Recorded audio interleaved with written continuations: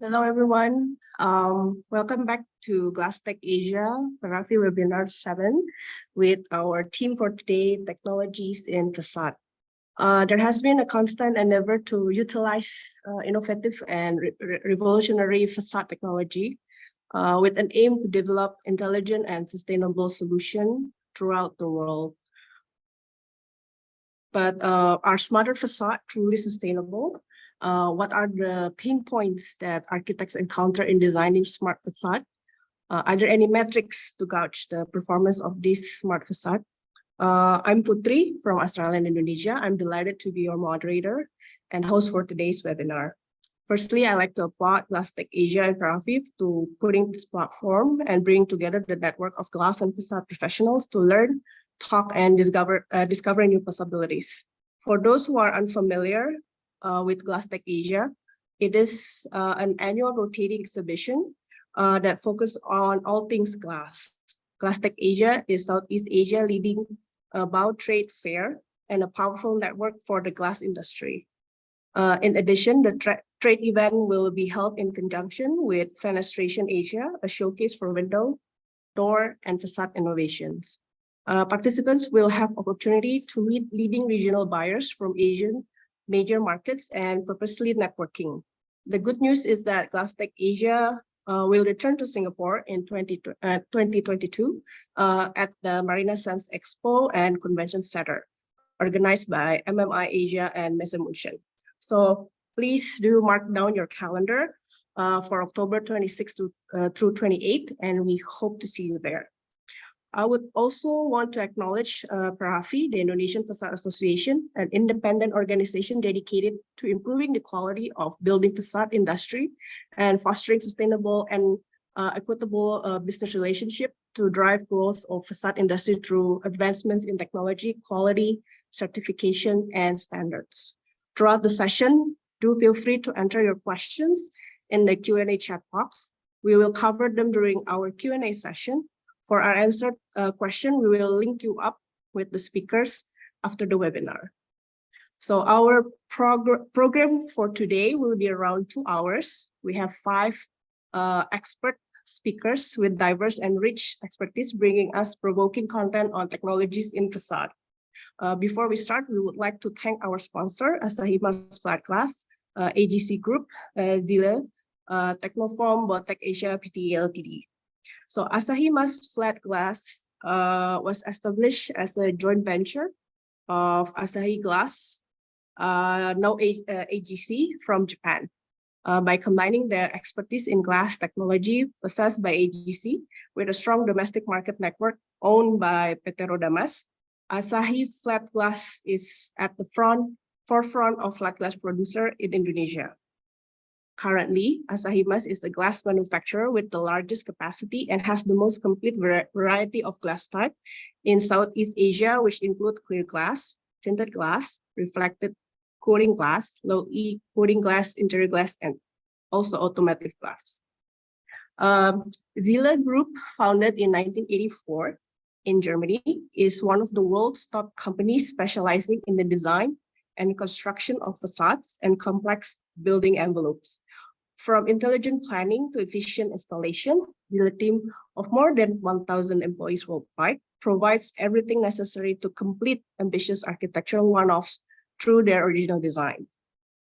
Technoform is the market leader in multiple industries with innovative and market-oriented solutions. In the building industry, we are a highly specialized and trusted partner to our stakeholders for more than 40 years. Our core solutions of high-precision thermal installation profiles and edge bond technology help optimize thermal performance of the building envelope and considerably reduce carbon emission. So without further ado, now I would like to welcome our first speaker, Andreas Geyer, Managing Director of Zile. Since graduating in architecture in '96, Andreas is involved in the execution of prestigious facade projects, mainly in Asia. Recent projects by Zile in the region are several flagship stores for one of the key customers, the grid shell roof of the Chadstone Shopping Center in Melbourne, the Brisbane New Performing Art Venue, the luxury facades and Wisdom Hall on Icon Siam, and the rooftop features of the Mahanakon both in Bangkok. So today, Andreas will share with us about the safety requirements and impacts of complex shaped steel and glass structure. Andreas, whenever you're ready. Thank you, Putri, for the introduction. Let me try to share my screen now with everybody. All right. Please let me know when you see the screen. Yes, we can see your screen. Wonderful. So let's start. So thanks again, Putri, and thank you everybody for taking your time for our little presentations this afternoon. Let's start. I will skip here the company introduction because Putri already introduced us so nicely. Just a quick look here on where SAIL is all over the world, especially here in Asia. So we have a branch in India, we have a company in Thailand, one in Malaysia, company in Singapore, this is where I am, and another branch in Australia, and a company running North Asia in Hong Kong. What we are doing, we are having a very intensive or great R&D team there, mainly in Germany. We are doing engineering and design, of course, project management and QM, testing, manufacturing, and logistics and installation. Most of our project management is run by our headquarters for the projects here in Southeast Asia, especially for the more complex projects. For the more simple projects, we do it directly here in Singapore. What kind of technologies are we using? Steel and glass constructions, all glass designs. Here on the right-hand side top, you see the apple of all mothers, mother of all Apple stores in Fifth Avenue in New York, a full glass construction. We are doing unitized facades. This here is the European Central Bank, and membrane construction. Here in Southeast Asia, we are mainly concentrating on the steel and glass constructions and on the all glass designs. Was it jumping a bit too far? So let's start with the introduction of the 33rd Street Penn Station entrance in New York. Here you have a view from the inside to the top.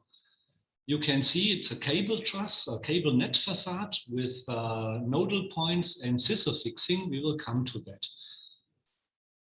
Here some impressions from the outside. On the right-hand side, an impression from the installation itself. So the whole construction consists of 105 tons of steel construction, 277 square meters of cable net with glasses obviously on top, 13-meter high and 139 double curved glazed panels. 13-meter high certainly doesn't sound that big, but you will see how massive that construction in reality is then. So here you have an overview over the construction itself, the steel components here. Let's start on the left top, it's the crown. Then we have the two components we call hockey sticks, to obvious reason coming down.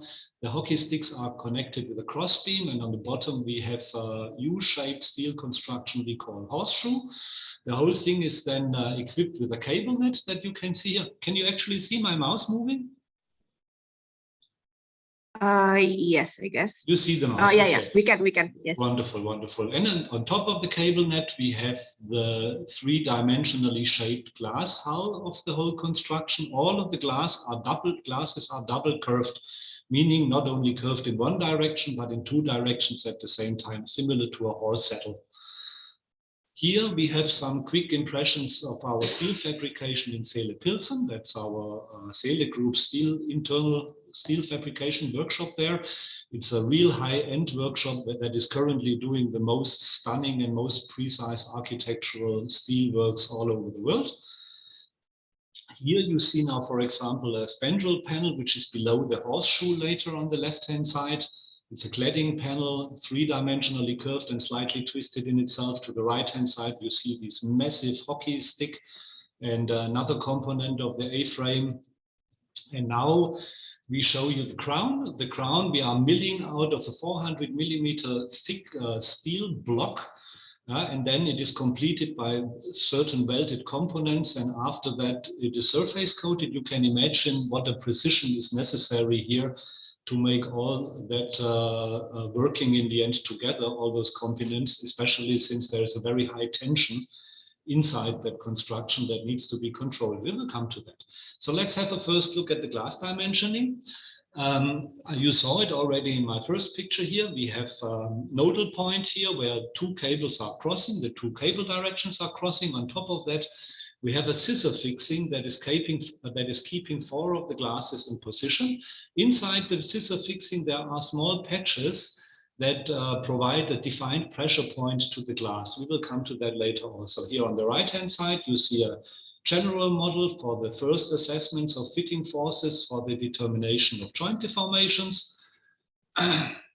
So when we started in a very early step, we had to run different simulation to come up with the right glass type to be used in this construction. So for the three-dimensionally formed hull here of the glass, we were dividing the whole surface into three sections, section A, B, and C.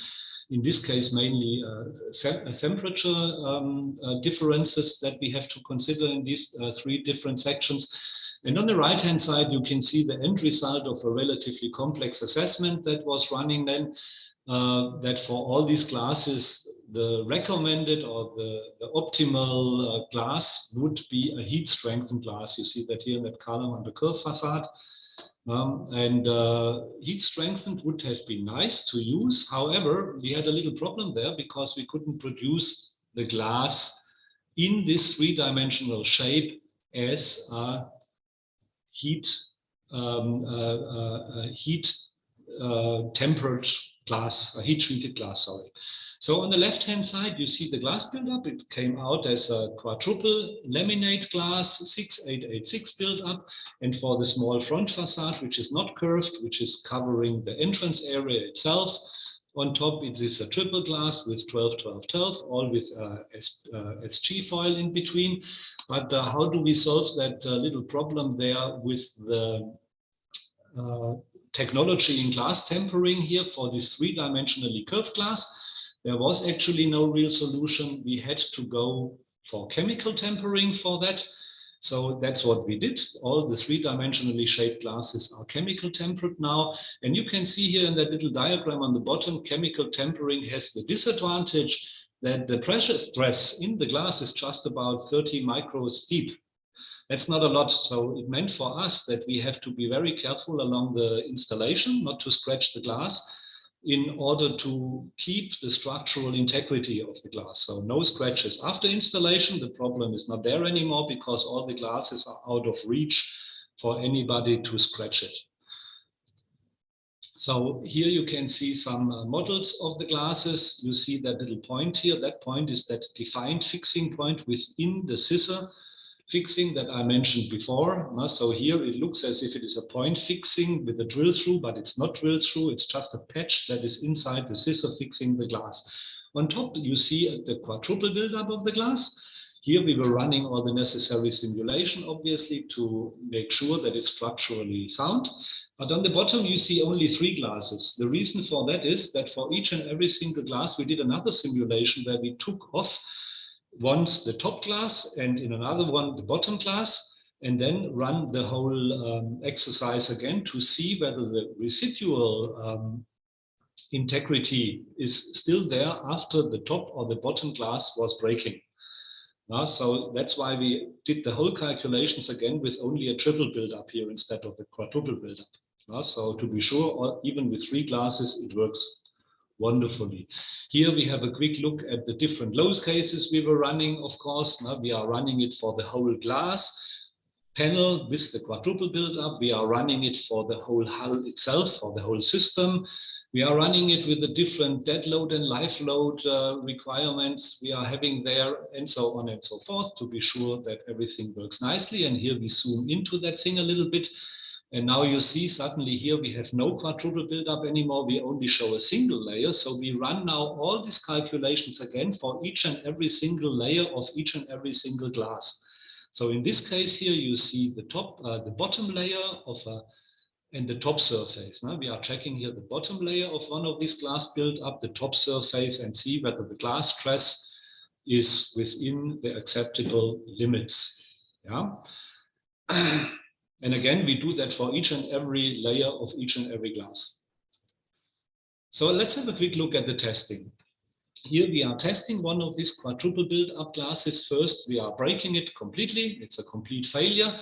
And after the complete failure of the glass, or complete breakage, let's call it like that, it's better, we are testing the residual load capacity of the glass with a permanent load test. You see it's in a very conventional way done here, that we are loading the glass literally with weight and see what happens. Of course, it has to pass all the tests. Then on the right-hand side, you see another main test of a load test with a broken glass here. And as I mentioned, the glasses are anti-Glasstech curved panels, 2-directional settle. Here you see what we need to do to connect the steel components later on site. Now you remember the hockey sticks and the crown on top and so on. So how can we make sure that the connection forces here are exactly what we need? So what we did here, we were putting through here a tension rod with a thread. A rod is, yeah, it's a little bit more than a rod. It has quite a diameter, this thing. Then on the other side, we are attaching a hydraulic cylinder to it. We are extending that rod to the extension that it would have to provide the required force. So after it is expanded to that length with the hydraulic cylinder here, we are fixing that nut. And then after the nut is fixed, actually, we know exactly what is the force here in the connection point between these two steel components. Here you see now the test assembly we did in our steel workshop in the Czech Republic. All these things, these complex structures, we are test building first in our own facilities to make sure that everything works properly. So here you see the cable net while we just install it. And here on the right-hand side, you see then the already pre-stressed cable net. So what we are doing here, we have 3D laser trackers. All the cables are already marked with the positions of the cables by the cable company.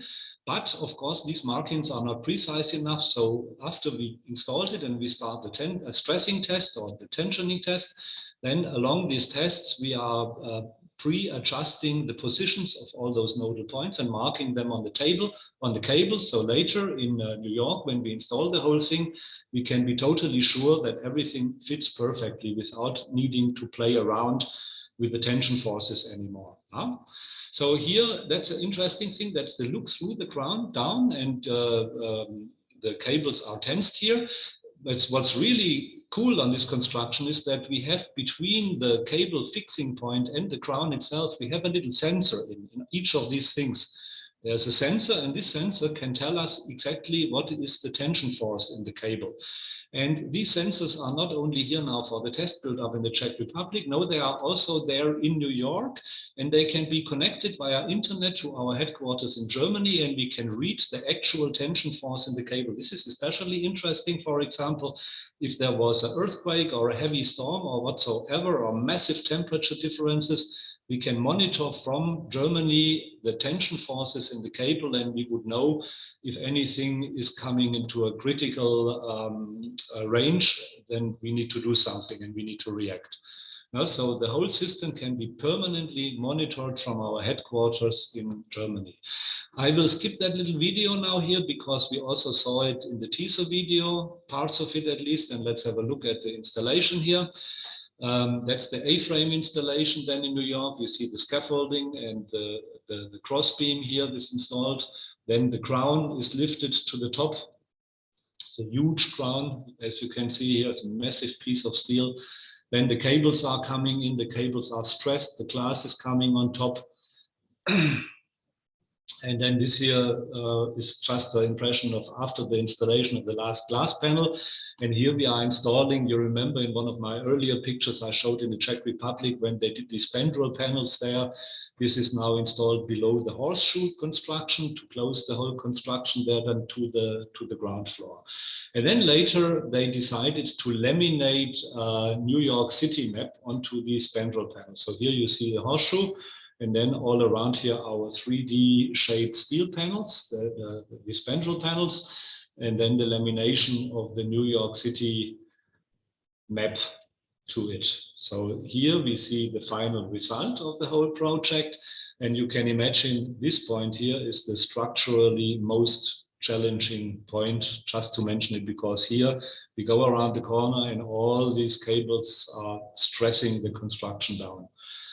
So let's have a quick look at the Moynihan Train Hall, also in New York. It's a grid shell construction. Totally, we have 5 shells here, 3 in this huge hall and 1 in a small hall. So here is an impression of the project itself. To the right-hand side, some impressions of the fabrication. I come to that. It's totally 5,116 square meters of freeform grid shell. We have 3,384 insulation glass units, including their aluminum framing. We have 670 tons of structural steel. A quick look into our fabrication again in the Czech Republic. On the left-hand side, you see one of the pre-prepared ladders as we will install them then on site. And on the right-hand side, it's the fabrication in Glasstech in Germany, where we do the aluminum works and the glazing of these aluminum elements. So they come ready glazed to site for installation.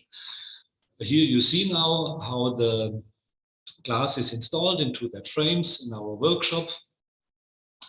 Right-hand side, you see the mass production of that. You see two of the letters going on their trip to the United States. And here the pre-assembled glass aluminum elements. And then we go for installation in New York, the scaffold and the propping. Here to the right in the center picture, you see how we start the installation of the ladders. On the right-hand side, then you see the whole steel ladders mounted on the mid-block, which is the single grid shell you just saw before in the overview. And then we start with the installation of the glazing. On the right-hand side, you see this ready-made, semi-unitized, you can call it, aluminum frames with their glass in, how they are coming now into the frame. You can imagine there's no repetition in the whole project. So each and every part is unique, and logistics are not so simple to achieve all that, and everything fit perfectly at the first assembly already. And here you see in the steel also the integrated drainage system. So the system is drained between those aluminum units. Here is the ready-made, or the second line of defense is between the units. Here you see the ready-made construction. So let's have a quick look now in the technical background to it. So you can imagine these huge grid shells are not standing by themselves. So we had to use for each of these shells 3 spider cable elements to stabilize them. That's the red part you see in here. There's one at the rear, one in the center, one on the other side. Here you see 2 of the performance mock-up we were building up in Germany. It's a corner element here and the central part of it. And then we have a look now into the... Yes? We have 3 minutes left. Okay. I was informed that you would like to... Yes, thank you. We have a look into the testing sequence here. I dropped that. So as you can see, we do extensive circuit thermal cycling tests, condensation tests. We had over 70 temperature and humidity temperature flow sensors installed inside this thing, 10 displacement transductors. We had to build a whole little building for it to have inside this part of the grid shell with the cooling aggregates here and so on and so forth. Here you see what happens there inside when we are cooling down. So we were running all these tests, of course, obviously all positive. And then after that, we come with the wind pressure test, air and water tightness, static air and water tightness dynamic. Here you see the propeller and the water system, the artificial rain system on it. And here we have the final result of it. And if you allow me, if we have enough time, we are just quickly running this small video here. That's a 2-minute thing. Here is the headquarters in Germany. A quick look into the engineering office there. And from the engineering office, you can look down into the fabrication directly. So of course, everything is 3D designed. Yeah, then we go down into the fabrication, all CNC, automized, still with a human touch, obviously. Then we have to mark all these elements with their individual numbers so we know where they belong to. Here, a view into the fabrication, pre-assembly,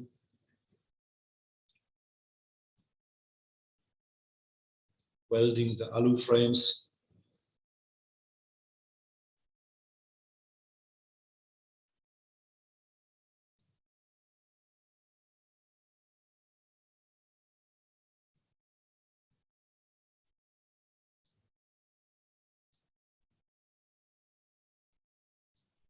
gaskets coming in, glazing coming in.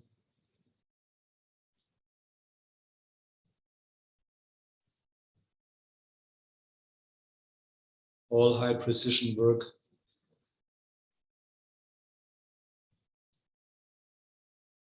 Ready-made products going out for shipment.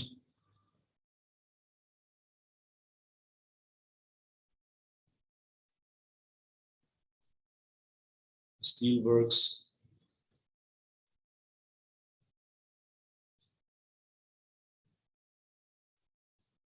First letters after painting. Going into installation.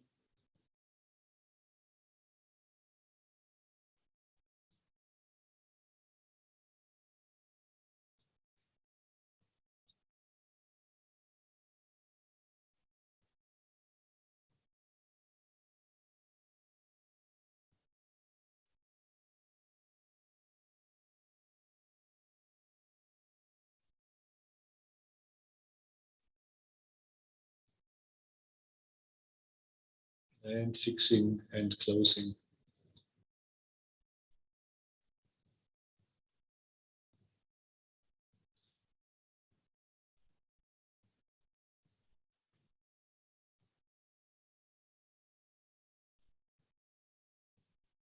And sealing.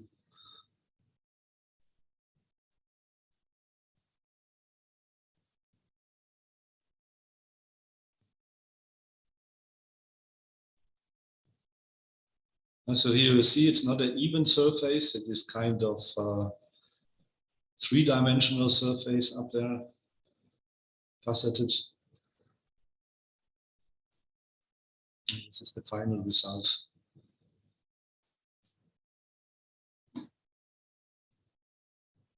So I thank you everybody for your patience with me. I think I was a bit too long now, but okay, we started a bit just later. right on time.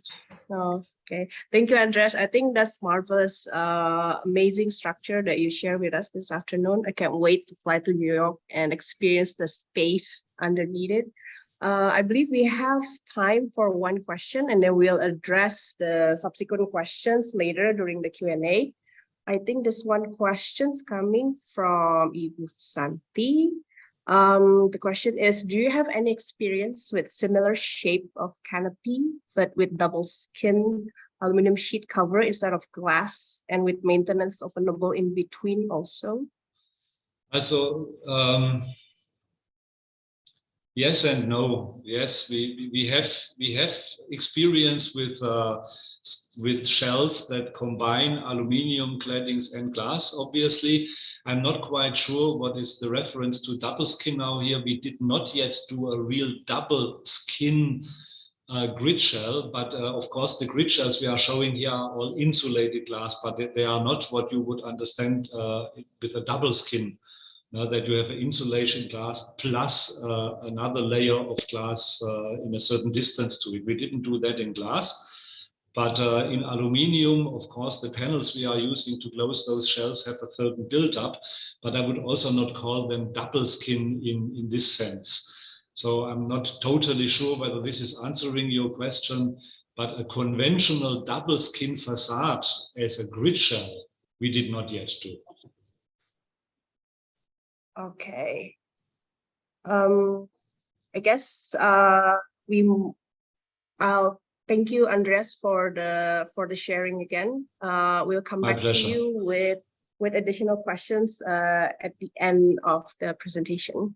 Thank you very much. Okay. Then next in the highlight, we'll examine the wind engineer of facade.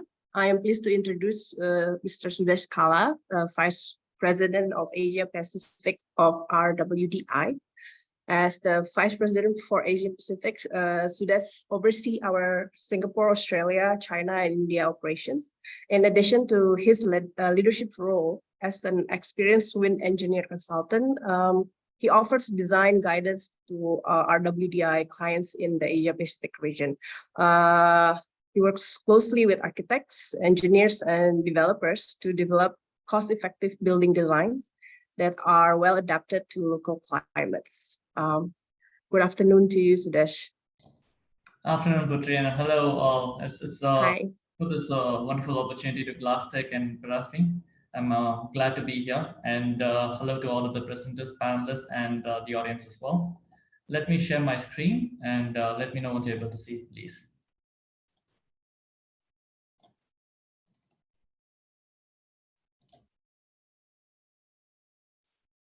Can I see my screen?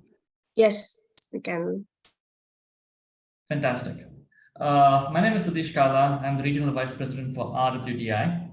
We are a wind and climate engineering company, and today I'll be speaking about wind engineering of facades. We've been in this business for 50 years, since 1972, and this year's the 50th anniversary, so we're doing a big splash promoting our company and the work we've done and the lovely clients we've had the privilege of working with. We are wind and climate environmental consultants, and we specialize in all sectors, buildings, industry, and infrastructure as well. And all that we focus on is marrying climate and the built environment, because that's key. If there is no synergy between a built environment and climate, guess what? Climate always wins, right? So it becomes more of a costly retrofit later on. And we try to avoid that by providing state-of-the-art science. So our DNA is Canadian. We are based in Canada, a small town, a university town called Guelph, near Toronto. We have multiple offices across North America, and we have about 28 offices, I believe, around the world. And I look after Asia Pacific, which is the orange region here. And I have about 8 offices in Asia Pacific. I'm based in Singapore, but we have offices in Australia, India, Kuala Lumpur, Hong Kong, and China as well, and Malaysia as well. This slide, whenever I pull up, clients always ask me, why do you talk about buildings that are 500-meter tall or 1,000-meter tall? And RWA has had the privilege of working on some of the most exciting projects in the world, super tall, mega tall towers in the world. This is a very important slide because it shows how much science has evolved. Because most of us would have flown past that height, right? 500 meters, 1,000 meters, 10 to 3,000 meters, you would have flown past that height. But how many of us have actually lived at that height, 500 meters or above, to know what the wind environment is? How many of us would have stood outside in the balcony there to experience the wind? Wind speeds increase with height. So what happens is, as and when you build facades that are so complicated on towers that are so tall, you basically defy everything. You go back to whatever you studied in your college, in your undergrad, and you start relearning, unlearning and relearning. And that unlearning and relearning makes you learn new concepts, new things, and that's how technology and science evolves. And all the learnings that we've had from these complex super tall projects, we apply on regular 10, 20, 30 story buildings. And that's how we constantly stay ahead of the game. These are some of the tools that we have. Again, I'm using the word tools because these are just tools. We have about 5 state-of-the-art wind tunnels. We have water flume. We have state-of-the-art computer clusters, computational fluid dynamics tools. But again, these are just tools, because what's more important is the brains behind those tools, because that's what's going to drive success. That's what's going to drive quality as well, and accuracy. Because at the end of the day, if you have a computer, you can pretty much do anything these days. But to understand the wind flows, you need to be a wind engineer. To understand building physics, you need to be somebody with building science background, right? And we have masters and PhDs using these tools. So again, just some specification for some of our state-of-the-art wind tunnels. This is where we actually test buildings. So our largest wind tunnel is 24 feet wide, and that's where we test bridges, super tall towers, built up cities, air quality studies. And our regular wind tunnels are about 8 feet, 2.4 meter wide. We have wind tunnels in Canada and in India as well. And we can test more than 1,000 pressure sensors simultaneously at one go for facade. The question then we often get asked is, why do we do a wind tunnel test? Most of the building codes in the world have one-size-fits-all approach, which means they are not specific to the project being tested, to the project that is being built. If you just take a peek window, take a peek outside your window, you'll see buildings are of all shapes and sizes. So which means you can't just paint it with a broad brush, right? And most of the building codes just give you two numbers for designing the facade. One for designing the central portion, which covers almost 75% of the facade, and then one more number just for the corners and edges, which covers about 25% of the facade. But guess what? The code often underpredicts the corners and edge pressures because of suctions. They cannot replicate the actual, they cannot calculate the actual suction forces in the edges and corners, so they underpredict it, and they overpredict the central portion.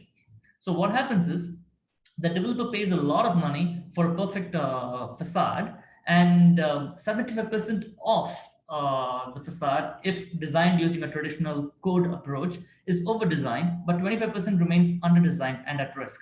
So when there is a wind storm, if one window is left open or a door is left open, or say for example a small pebble is lifted by the storm and it breaks a glass, the pressure inside the building changes. And when the pressure inside changes, the other panels are not designed to take on the additional pressure, they start giving away. And that's why you need to optimize your facade using state-of-the-art wind tunnel testing. And again, wind is, all that wind tries to do is when it sees an obstacle in the form of a building, a bridge, or any structure, museum or an auditorium or any type of structure, all that wind tries to do is it tries to go around it, right? It tries to take the path of least resistance. And in doing so, it creates havoc.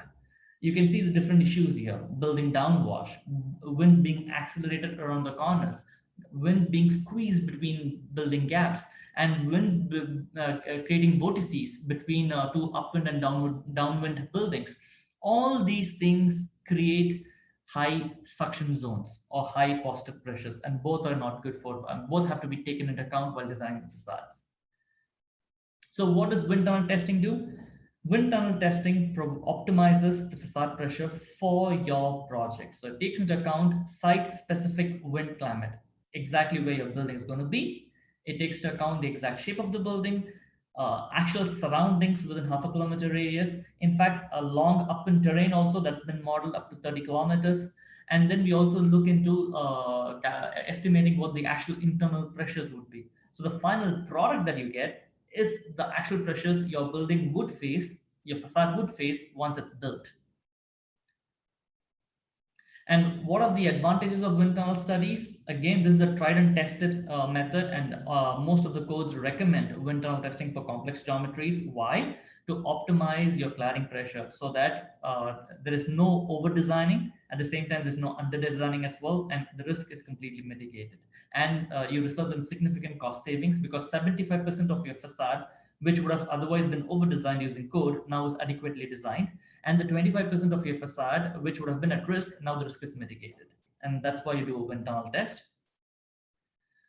In today's industry, maximum insurance claims still keeps arising from facade damage. Again, if you look at the image here, you'll see so many glass panels have fallen off, right? Again, it's not just a matter of all panels falling at the same time. It's always a chain reaction. So in the event of a storm, a few panels give away because of dominant openings or breakage if they have not been adequately designed. But because of the change in internal pressure and the wind gushes inside, it starts knocking out other panels one by one. So it's always a chain reaction. This is what we need to try to avoid, prevent, and that's what we try to do using a wind tunnel test. So I'll quickly go through the wind engineering process, the steps involved in a wind tunnel testing. This chain that you see there, the link, is Alan G. Davenport. He's the father of wind engineering. There are 5 aspects to wind tunnel testing, and this chain is the most critical, and it covers all aspects of wind engineering. So the first thing is, before we do anything, first thing we need to do is do a detailed wind climate study, all right, for the project site. So you would have open topography, you would have mountains, winds are going to change. So we need to look at what the design wind speeds are, 50-year wind speeds are. We also need to look at what the wind directionality is. Is it coming from north, northwest, or south, southeast? Which direction the design wind speed is coming? So that's the first thing we gather. And then what we do is we have to make sure that we are generating the proper boundary layer wind profile in the wind tunnel. The left image is a cross section of a wind tunnel. So you have the fan here, and then once you turn on the fan, wind blows through and it goes through these conical spires that you see there, and the spires help mix up the air, add turbulence, and then wind goes through this long cross section with these small tubes, foam blocks. They add turbulence and they also help mix the air. And the idea is, the way it's been designed is, by the time wind hits the outer edge of what we call as a half a kilometer radius of the study site, the appropriate wind profile is generated in such a way that the wind speed and turbulence at the height of the building is exactly as it would be once the building is built. That's all that we're trying to achieve in a wind tunnel, right? And of course, as I said, half a kilometer radius of all surrounds are typically modeled at the same scale. The scale could be 1 to 300 or 1 to 400, depending upon the size of the building. Short buildings, we can even go down. Tall buildings, we can even use a bigger scale. But again, the typical scale is 1 to 300 to 1 to 400. So again, it's important that we model the actual building. So we get an architectural drawing, 3D model from the architects. We create our own 3D model, which is then 3D printed in stereolithography, advanced 3D printers, right? We construct the physical model and then we instrument it with pressure taps. Instrumentation is very complex. For any average, say 30, 40, 50 story buildings, you're talking about 500, 600 pressure taps. So we have to make sure that all hot spots are adequately captured. That's very important. That's where flow separation occurs, right? So the central portions, the flow separation is, the pressure gradient is not that steep. So the pressure tap distribution would be a bit sparse. But as and when you go towards the corners, as you can see here, right, or at the edges, the pressure tap density is very high because that's where flow separates, right? And we need to capture that. So once that is done, the next step is actually constructing it, 3D printing the model. And we do that part by part and then stitch it together. And the parts already have pressure tubes built inside there. Advanced technology. And the next step is connecting these pressure taps with pressure tubes, long pressure tubes. And these pressure tubes are then connected underneath the turntable to a pressure transducer that records the time fluctuations, time varying pressure fluctuations. And again, almost you can even measure 1,000+ pressure taps at one go, right? So this is an image of an actual wind tunnel. The fan is behind this. These are the spires that I showed you before. The roughness blocks are here. So once I turn on the fan, wind comes through traverses between the spires over these roughness blocks and hits this proximity model. And that's the study building. And the image on the right shows you the pressure taps. So all that we measure are the external pressures. We do not install taps inside the building because we cannot measure that. We are more interested in what happens outside the facade, right? So we have 500 or 1,000 pressure taps. But what's most important is we have to make sure that every single pressure tap, the data that we collect, is good quality. That's very important. And let me just go back 1 second. So as you can see here, you see these wind directions marked here. So we test every 10 degree. So for every 10 degree, we collect wind data and then we rotate by another 10 degrees and we do it 36 times. So we go around the compass. So we have a 360-degree pressure plot around your building. And now imagine there are 1,000 taps, 36 times. So there's 36,000 data points, and we have to go through each and every single data point plot like this to make sure the data is of good quality. That's a QA, that's due diligence. Because sometimes what happens is pressure tubes could be pinched or blocked. The signal may not be right. So garbage in, garbage out, right? So we have to make sure that the data quality is good enough to get good quality output. So this is a key step in the analysis. And then, as I said, integrating local climate is key.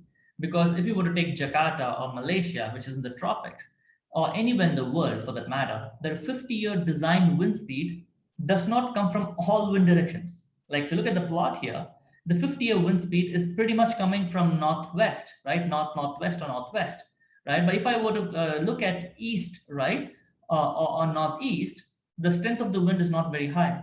So the probability of design wind speeds coming from northwest is very high as opposed to northeast, right? This needs to be integrated into the wind tunnel results, and that's where you get the savings. As shown in this slide, if you would do a non-traditional code-based approach, you don't apply a directionality factor. But in a wind climate analysis, we use the methodology called upcrossing, noted here, which is a statistical analysis most robust. And that is used to combine the wind climate data with the wind tunnel data, right? And in doing so, we typically see a reduction in the peak pressures of about 10 to 30%. So the final numbers are between 70% and 90% of the non-directional results. So 10 to 30% reduction, which is significant. Again, these are just external pressures, right? So we've not taken this problem away yet. So how do you deal with this problem? So what happens is we have to do an internal pressure analysis. So what we do is we say, okay, fine. Do the buildings have operable windows? Where is the building located? In a typhoon area or in a non-typhoon area? So then we calculate if there were to be a dominant opening, windows left open or doors open, or a pebble picked up by a storm and breaking a glass. If that dominant opening were to occur in the corner portion, how much will the internal pressure change by?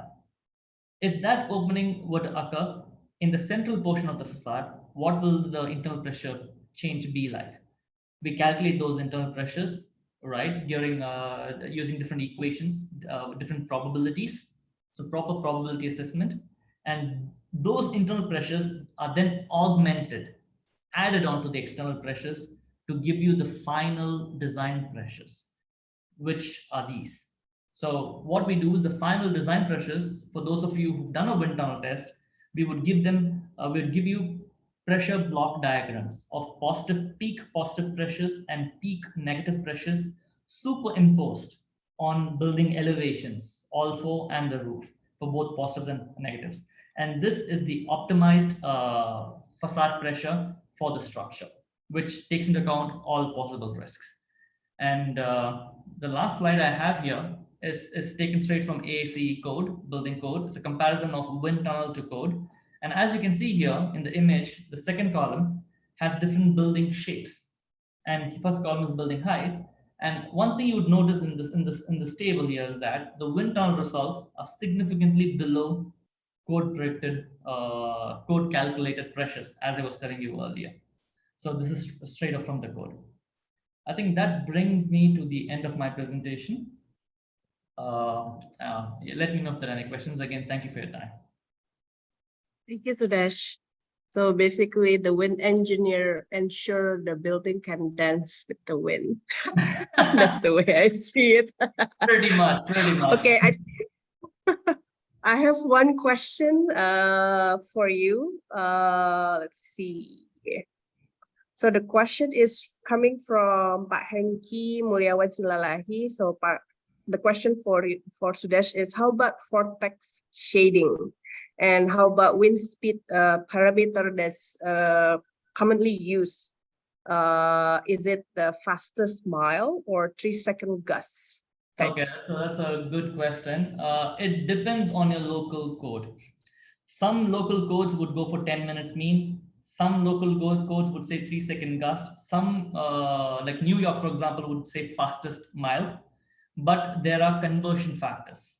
In fact, you can even Google the conversion factors. It's called DURST, D-U-R-S-T, conversion factor. If you just type this in Google, it will give you the chart to convert from fastest mile to 10-minute mean to 3-second gust. Okay, I hope that answered the question. Okay, we'll come back to you, Sudesh, for more additional questions toward the end of the session. Thank you so much. Thank you so much, Putri, and thank you all. Okay, so we are on to our next speaker, our third speaker, Ibu Aryani.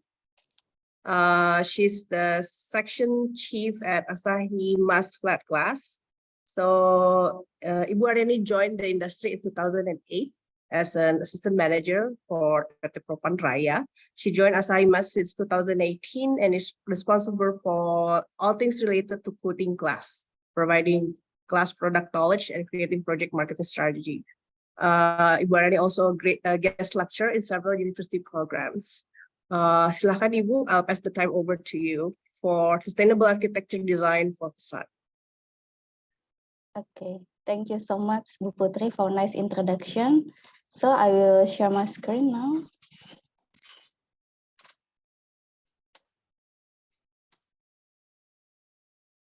Okay, let me start today. So the topic is about sustainable architecture design for facade.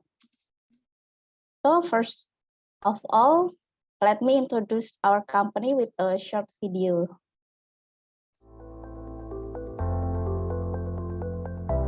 At AGC, we are committed to delivering high-quality products and services. We are constantly in pursuit of innovation, starting with the use of the best available production technologies. Today, these cutting-edge technologies are deployed right in the heart of Asia Pacific at our new AMG plant in Cikampek, Indonesia.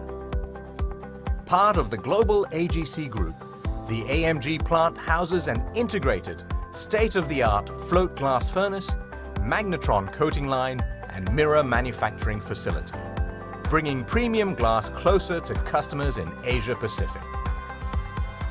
Deployed with AGC Interpane European technology, the new magnetron sputtering coating line produces high-performance coated glass sheet of up to 6 meters in length.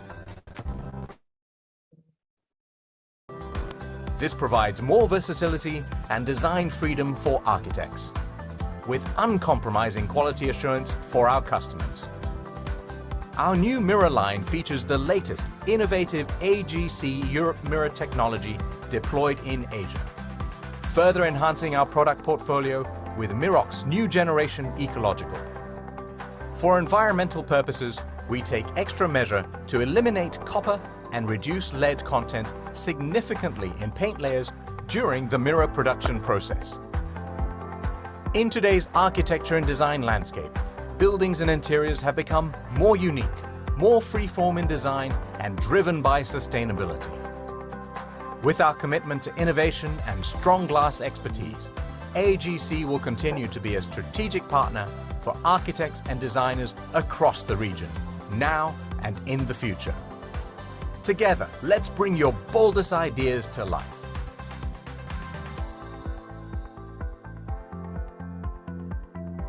Okay.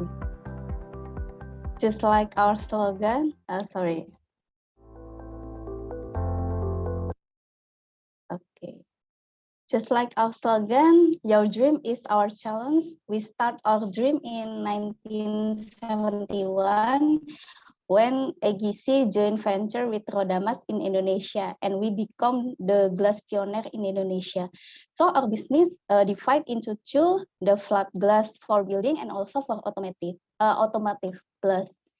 Our head office in the Jakarta, Ancol, and our factory is in Cikampek, West Java, and also Sidoarjo is Java. Talking about sustainable design. So what the purpose is? So the sustainable design seeks to reduce negative impact on the environment and the health and also comfort of building occupant, thereby improving building performance. So the basic objective of sustainability are to reduce consumption of non-renewable resource, minimize waste, and also create healthy, productive environment. So, glass in sustainable design. Why glass? Because glass is a sustainable, fully recyclable material which is provides great environmental benefits such as contributing to mitigating climate change and saving precious natural resource.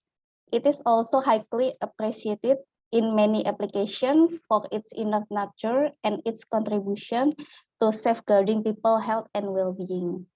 So, what it means? So, about mitigate climate change.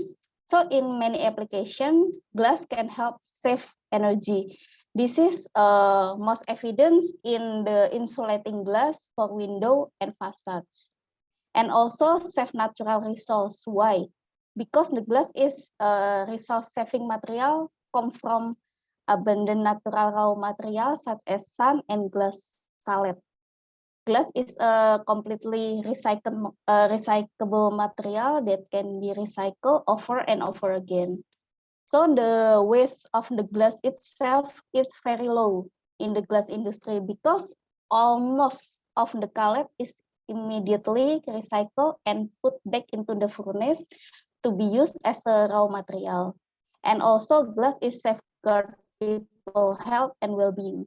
Why like that? So in construction, architects not only use large glass area for their energy saving properties, but also because they provide natural light into building, which enhance living and working condition of occupant.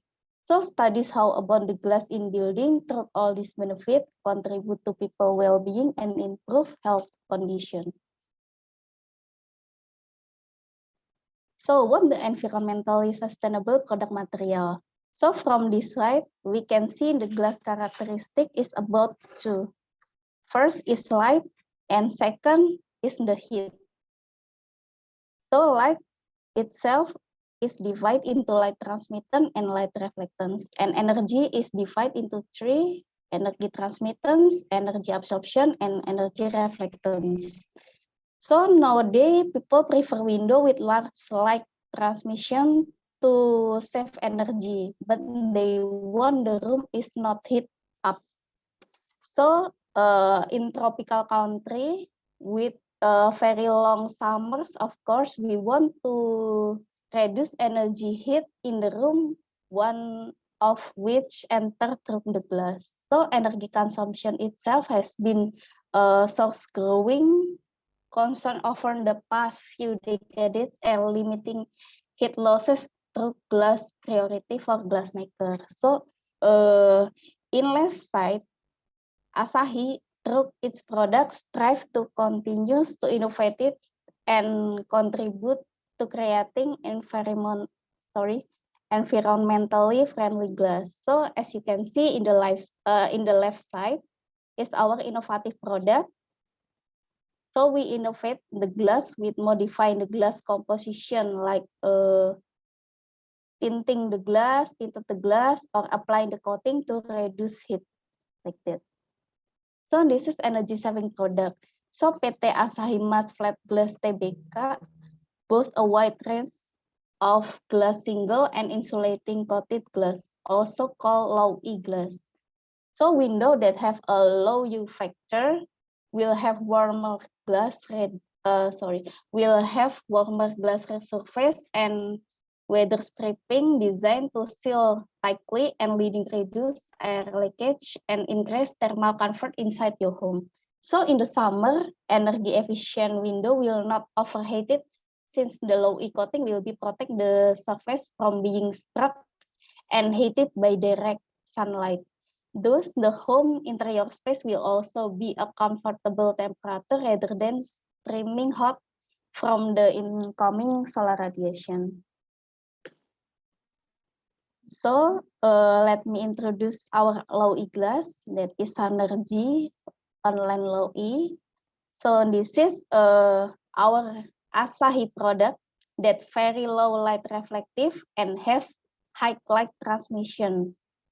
So Synergy common use in residential that need high light transmission but reduce heat as well. And this is our project, some of that using Synergy.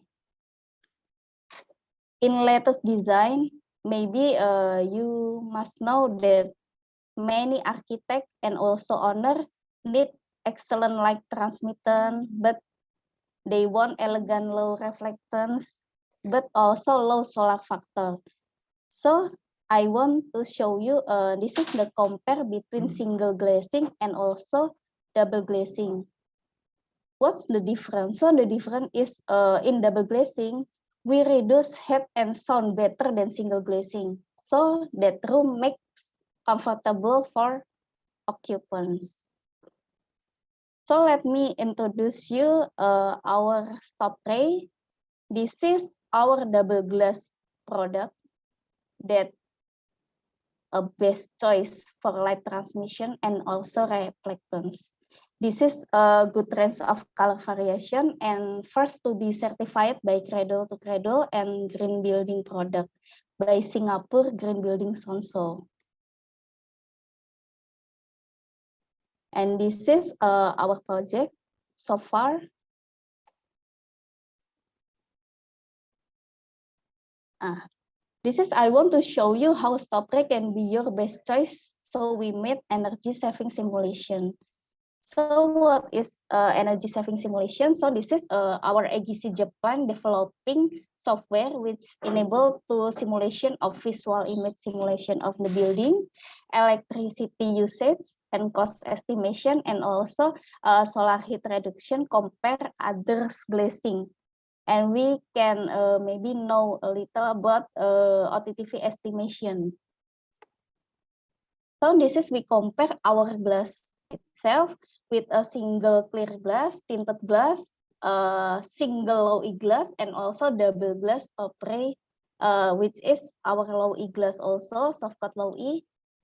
In this simulation, we can get the result that the OTTV, I must explain first about the simulation detail. So this is simulation. We use WWR or window to wall ratio about 80% and spandrel 25%. The story is 25. This is same for all the glass. And what we get, so in this simulation, we get that the OTTV that we want to achieve is 34. Maybe you all know that Jakarta OTTV now is below or equal 45 watt per meter persegi based on cities government rules, and also for the government project is 35 now. So if we choose like stop tray, we can get the best OTTV here. And if you see the compare between glass to glass, coating glass, which is stop tray in insulating glass, helps you to reduce up the 72.9% cost versus the clear glass. And maybe the owner will be asked, so how about the price? How about the return of investment? Maybe you in the first time you will invest a lot in double glass compared to single glass, and with stop tray maybe the investment will be higher. But if you see the energy saving simulation by using stop tray Vision 40T, you can get a return on investment in the below of 4 years. And after that, you will enjoy the energy efficiency afterward. So this is a best choice of the glass right now. So this is the end of our presentation. Thank you. Back to Bu Putri. Hi, thank you. Thank So before we move on to the next speaker, one question for you, Ibu. How do you clean stop tray glass? Is there any special treatment? Thank you so much for your question, Bu Putri. So stop tray actually in the form of double glass coating. So this is the safer way to cleaning. The cleaning stop tray is same like cleaning others pyrolytic glass. And for the detail maintenance of cleaning, we have it in the website, so you can check the website of AGC or the Asahimas itself. Thank you, Bu Okay, Putri. maybe no problem. So maybe I'll just go to the next question. Is it possible to use stop tray as a monolithic or single glass? Oh, okay. So stop tray must be in double glass because the coating layer is a special silver, so it will be contaminated if installed in one single glass. So it's not recommended using in single glass. The coating will be not optimal of the performance reduce heat and also will affect the corrosion. So it must be double glass. This is my answer, Bu Putri. Okay, well noted. Thank you, Bu Aryadi. Thank you so much, Bu Putri. Okay, we will go to our next speaker. This afternoon, I am pleased to introduce IB Osunde Okbeber, Associate Director of Facade Engineering at Mainhart, UK. IB has a first degree in architecture from Obafemi Awolowo University in Ile-Ife, Nigeria. She completed a master in facade engineering at the University of Bath in 2007. She has since spent the last 15 years working in facade engineering consultancy. Joining Mainhart UK in 2014, she took leadership of the UK facade team in the late 2019. Please take away the floors. Hello.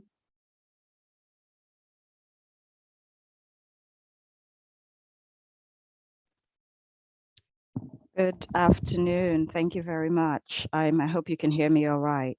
Yes, we can hear you. Okay, I'm just about to share the presentation. Hopefully everything goes well. Thank you very much for having me. So I shall begin.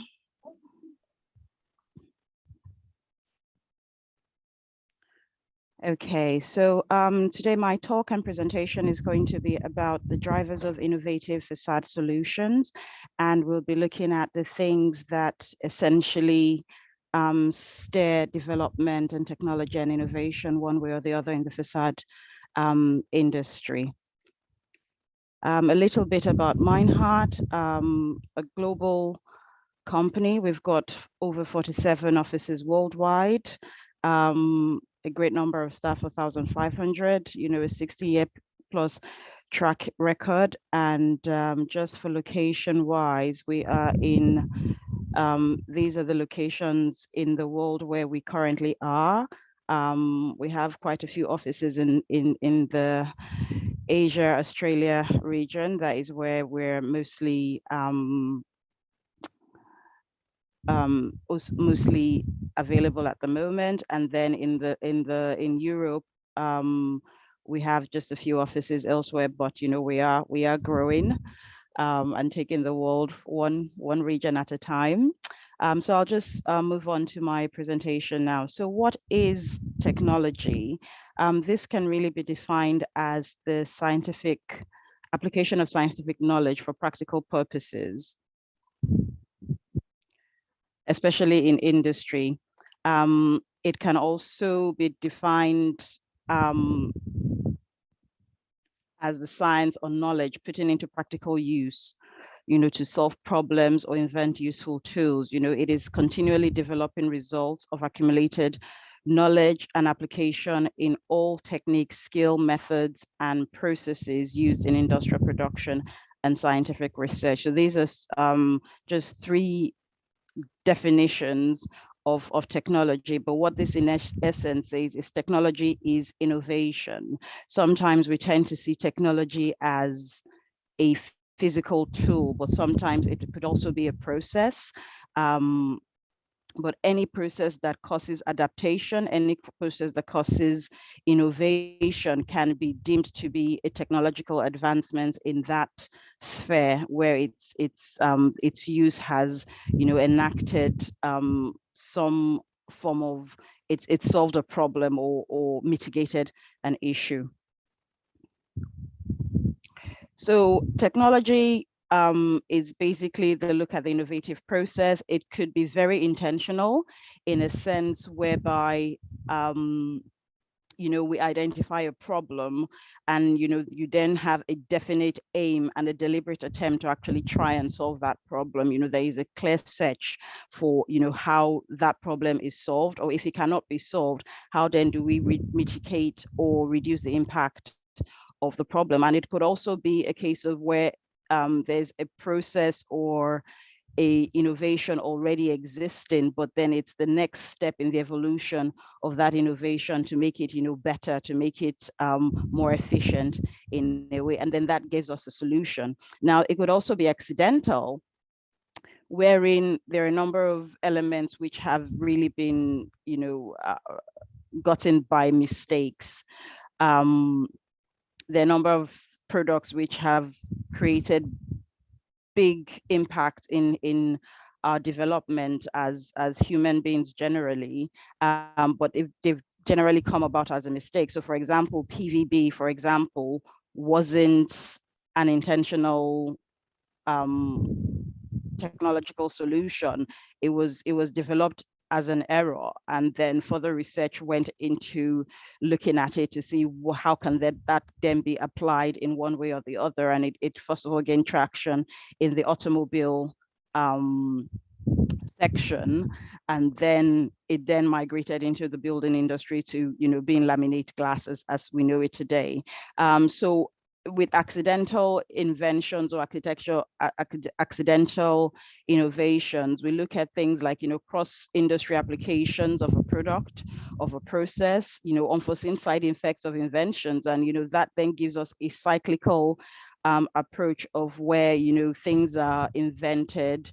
Once they've been in the market or they've been used for a while, we understand it better, we understand where it doesn't quite work out, and those areas then give us additional opportunities for invention and re-improvement. And basically, so the invention process and innovation process is really cyclical, and it's never really ending. There's always something to improve in a product or in a process, and that is how I would put the process of innovation. So what drives innovation in facade? So I've tried to, there are a lot of drivers, and we'll just be focusing on just a few, but just to give a quick overhead of how things generally stand. So we start with performances. The facades generally has a lot performance, to give from the, previous speakers. If we look at just the performances, the facade has to deal with the thermal, the acoustic, climatic issues, geological issues, accidents or disasters. It needs to be secure. Depending on the region, you would have different social, cultural aspects to deal with. It needs to be safe, it needs to be sustainable, and it really needs to, work into the future. It needs to be future proofable, because you have that longevity of where buildings are 60 years old. I mean, in many of our countries now, we've got buildings that are easily 400 years old, 100 years old, and things like that. So these buildings are a very much permanent stock of civilization, and how they go forward, in how they age and what they will look like in 100 years time or 60 years time really needs to be put into context.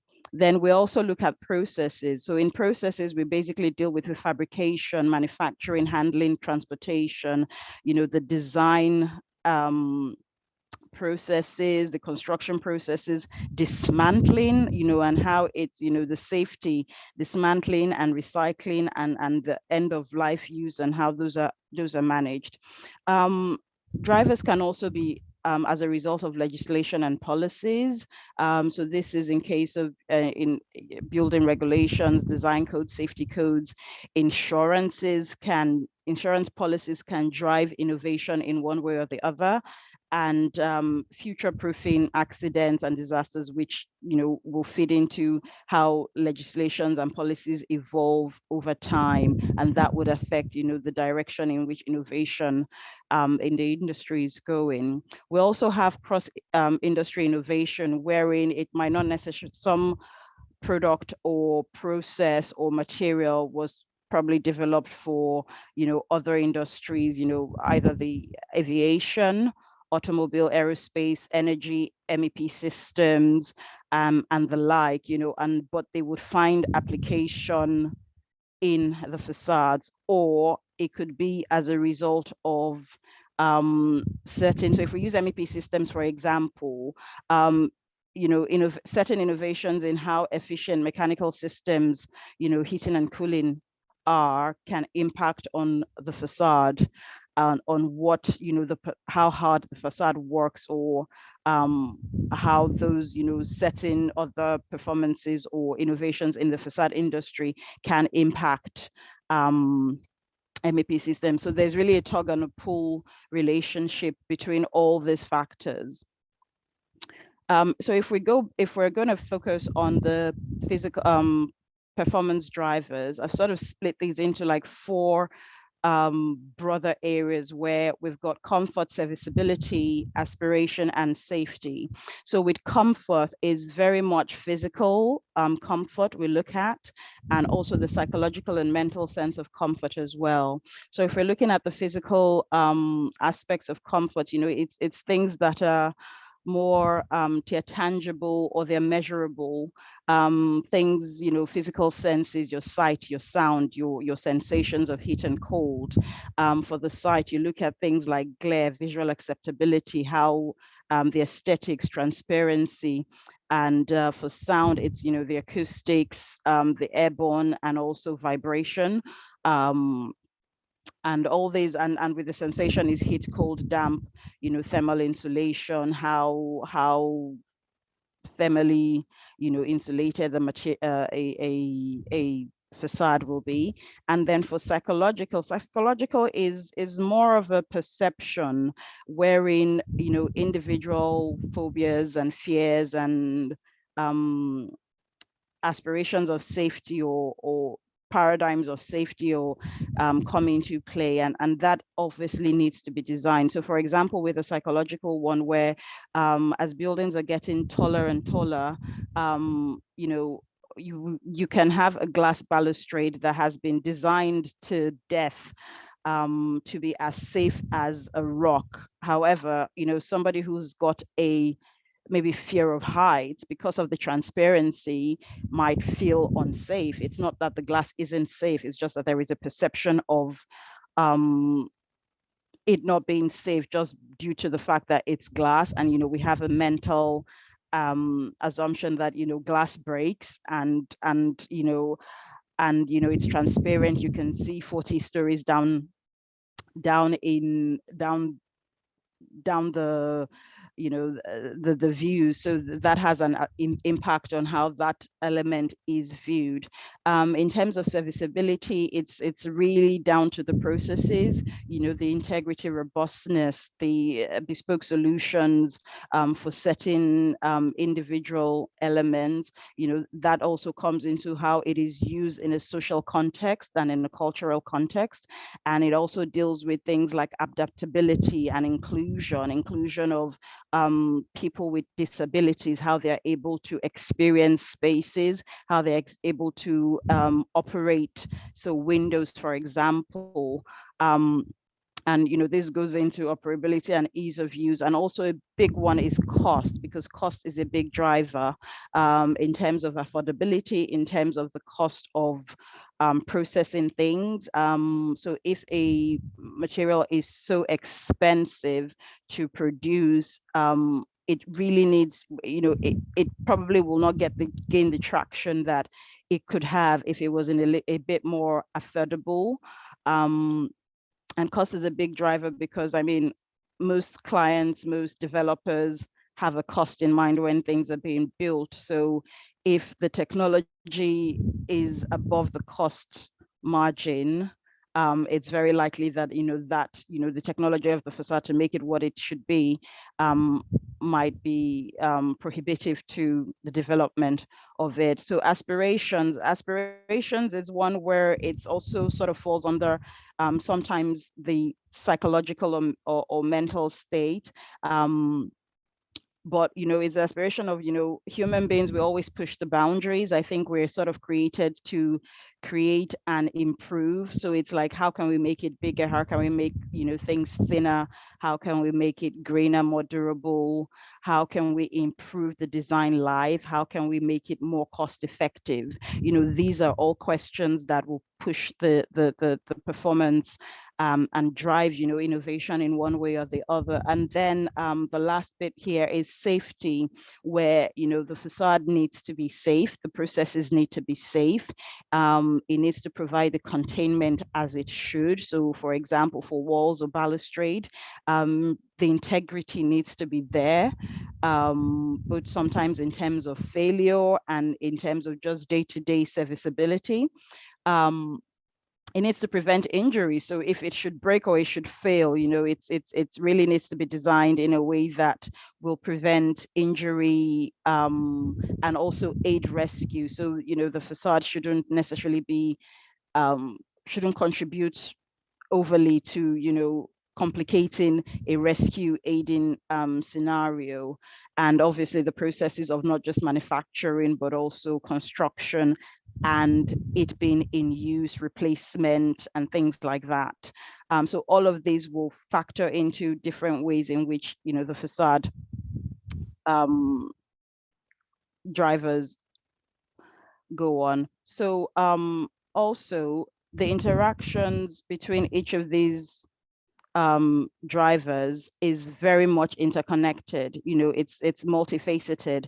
Each driver is connected to the other. Once you pull one in one direction, it would sort of, either diminish or enhance certain aspects of other drivers. So there's really needs to be this equilibrium and balance between all the elements to do what it needs to do.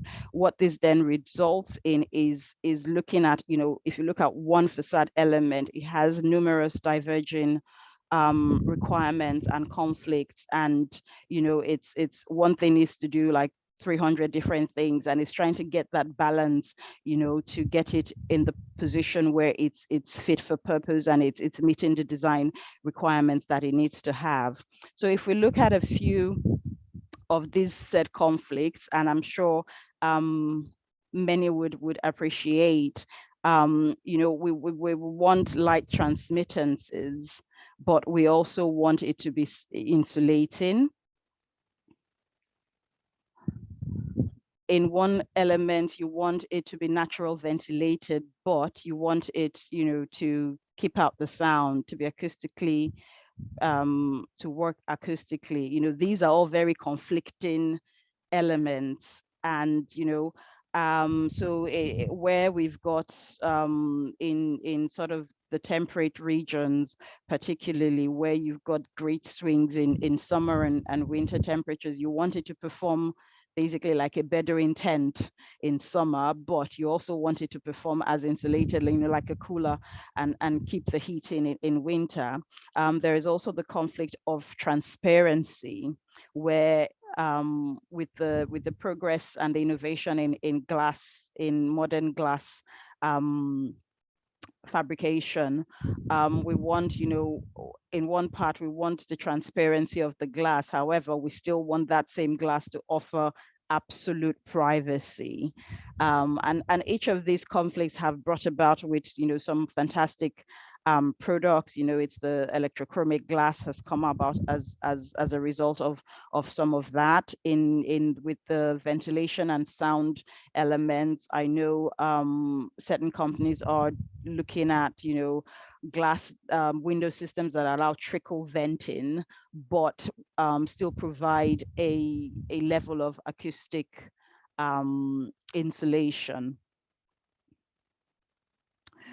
So we also want it to do the glass to be as open as possible. So in this image, we've got level threshold here, which is a requirement for disability access. So if somebody's on a wheelchair, they can access external spaces, balconies, terraces, without the rebates that sort of, it should be leveled, the internal spaces and the external spaces, to aid, the flow of wheelchairs or other mobility appliances. But we also want it to be as, very, very weather tight, as weather tight as a submarine. And, there's a huge sway or huge huge sway in the development of door systems and the threshold details to be able to allow that. But at the moment, we're not quite there yet, wherein because the low level threshold doors don't necessarily perform as great for weather tightness, particularly water tightness. So it's really difficult at the moment to get high performing doors. But that is a thing that I know that, system providers are looking at. The other one here is we want it to be very, very secure against any intrusion. However, the facade still needs to act sometimes as emergency exits, in the event of whatever catastrophe might be it a fire or anything that might need emergency exit.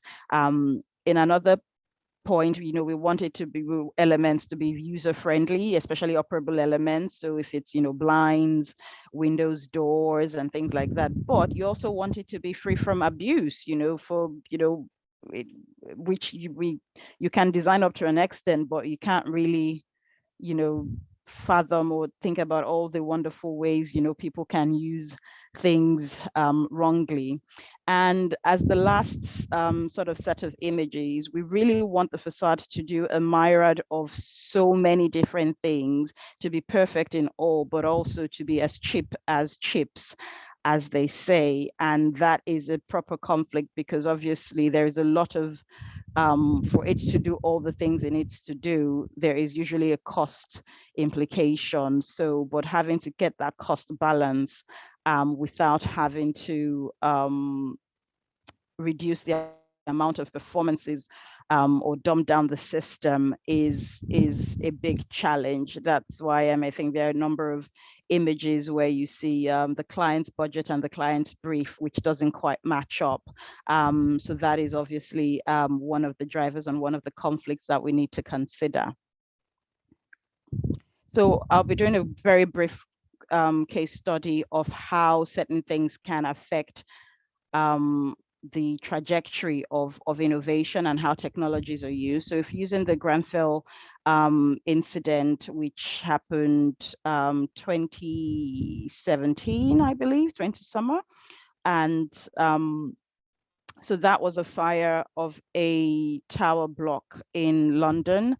And this is basically, there were errors everywhere, but obviously the facade did contribute to a significant extent to how quickly the fire spread. Based after this disaster, losing not just the entire building, but also a significant amount of lives. I mean, in these incidents, even one life lost is one too many. And I believe there were about 75 deaths that were accounted for in this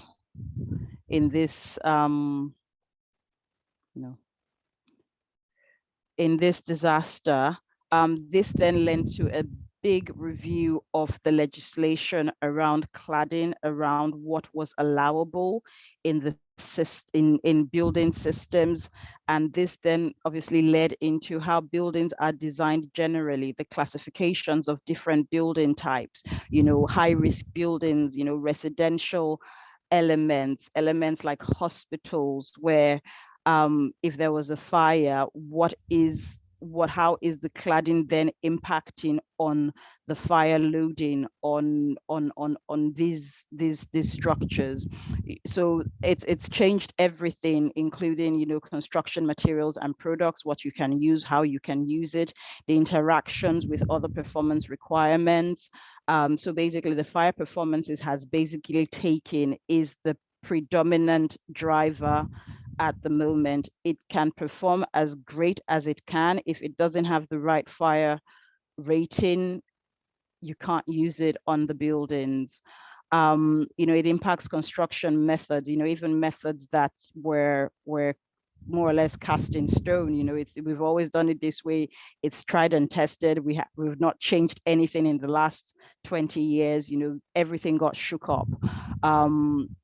The serviceability of the material, safety in use, it impacted on the financial market, the legal systems, and the building regulations. So these are all the impacts of which this one incident has had on the UK construction industry, and especially the cladding industry. So just to show a few instances of a few areas of where how this has impacted us. So for example, certain buildings, you're not allowed, and certain height, above a certain height, you're not allowed to use anything other than mineral wool, or any, basically has to be A1 rated for fire. This has, removed out a lot of the PRI, polyurethane and other sort of better performing, but in terms of thermal, but not necessarily in terms of the insulation, in terms of the fire, has taken them out of circulation. So so Calostat and mineral wool is basically your options. However, Calostat, as great as it is, it's still quite financially prohibitive to for many people to use it whole scale around the buildings, but it does have its use in smaller, maybe smaller areas that just you don't have the zone to stuff it full of mineral wool. It's also brought about the use of laminated glass on balustrades, and at the moment, because the typical PVB, EVA, and Century glass, they do not meet the A1 requirements, so you're not able to really use these on balustrades. So at the moment, there is a sort of a transitory period where glass balustrades is, what do? You cannot really use monolithic glass, because if you're building a 40-story tower, a monolithic toughened glass is still subject to breakage. And if you don't have the laminating to keep the integrity and the containment, then it's moving away from certain design. So it's also it's affected things like brickwork. Brickwork has been a staple in the UK industry for ages, and it's affected how brickwork is built. So the cavity tree, which is shown by this panel here, has always been a plastic, a rubber material for its flexibility. That's not, you can't use those anymore due to the fact that many of them are flammable. This has then pushed manufacturers to look at other non-flammable A1 rated materials. So it's there are versions which now have stainless steel versions. There's zinc versions that have come about now, and this has all come about in the last 3 or so years. Which we're very happy to tinker along with the rubber and the plastic sheets. There was no issues with them up until the regulations changed. Also for the coating of metals, even the coatings, down to the coatings of metals, are specified as not being, they must not add to the fire load. So A1 rated or perhaps A2 rated PPC coatings. So we know that some of the PPC coaters have fire rated coatings which can meet these standards. And is also a look at how we generally build, how we design, how we assume fire would spread, in terms of cavity breaks and cavity barriers. It's also impacted on how we define a cavity. What is a cavity? At what point do you stop the fire stopping in a facade, in a curtain wall system? And all these elements are being reviewed. In terms of general documentation, the approved document B in the UK, which is the fire safety document regs, has been completely overhauled. It's spawned the review of the building safety bill, which looks at competencies in the industry, and it's also affected the PIs of many many in the facade industry, in the building industry, and this is not just facade consultants, it's not just main contractors, it's subcontractors, it's facade consultants, it's architects, it's fire engineers. Everybody who's involved in the cladding in one way or the other has been affected in one way, shape, or form, with astronomically high PIs in the last 3 years since the fire. And this has also affected even the end user in terms of mortgages, whereas certain buildings suddenly are not mortgageable. So some people can't sell, some people can't, they can't really, it's really messed up the system. Whereas, the mortgage providers are asking for certain guarantees that, the building was built in a certain way. But obviously anything that was built, I'll probably say 2019, before 2019, wouldn't necessarily have all the things that, are being asked for. So, you've got developers in a pickle that may not be able to sell their buildings. You've got them having to go back retrospectively to do some remedial work. So this is the sort of things that have impacted on how things are looked, where a more critical look on the development of systems and how we build and construct it's given us that is put a lot of impact on that. It's just unfortunate that it had to be a disaster to sort of spearhead this sort of change or this sort of review. But generally worldwide, not only in London, it's disasters have a very uncanny way of shining harsh lights at what we can do better and spearheading innovation in that sense. So I think we left with 1 minute. Sorry. Okay, brilliant. I'm just going to run through sustainability. So Sure. with sustainability, it's just a quick headline view of, that is the new driver, I think, with the Industrial Revolution. I think of it as the new Industrial Revolution, where, there's net carbon zero, there's, trying to stop the global warming and reduce the carbon footprint. Typically, these are the intent, the processes, and the targets, and each of these elements, with the intents, impact on how different things are being manufactured, how electricity is being generated for the fabrication, how we use materials, how we design. We need to design more efficiently. And if we look at the processes, each of these processes has a potential for impacting how the industry, the building industry goes into its next phase. And each of these elements, from producers to manufacturers to end users, there are huge sways in how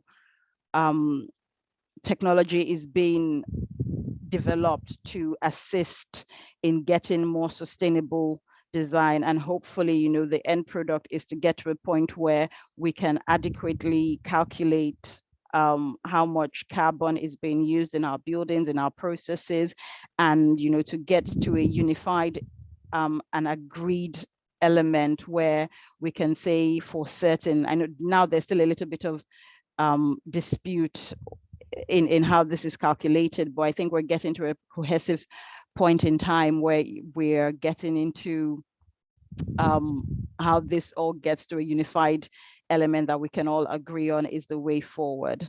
So this gives a broad heading. And so where do we go to from here?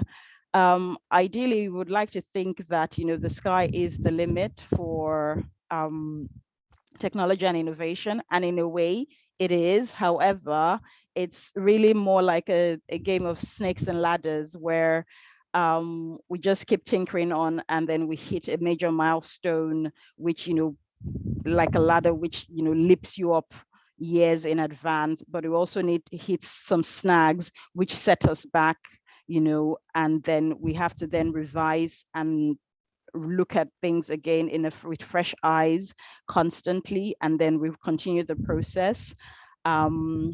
thank you very much. I think this is me done.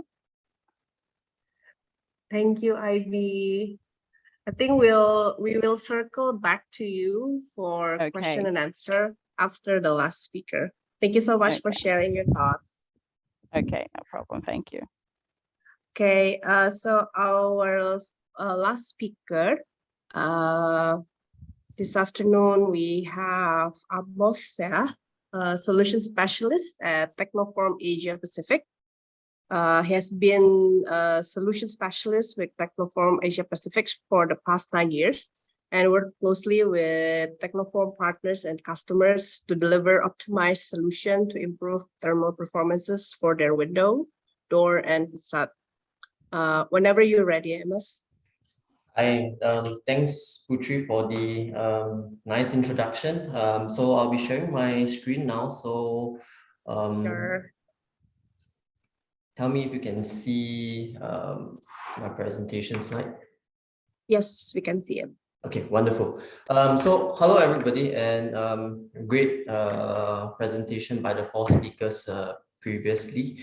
I myself, I'm Amos, and today I'm actually sharing a little bit about how we should look at future-proofing our buildings with high-performance facade.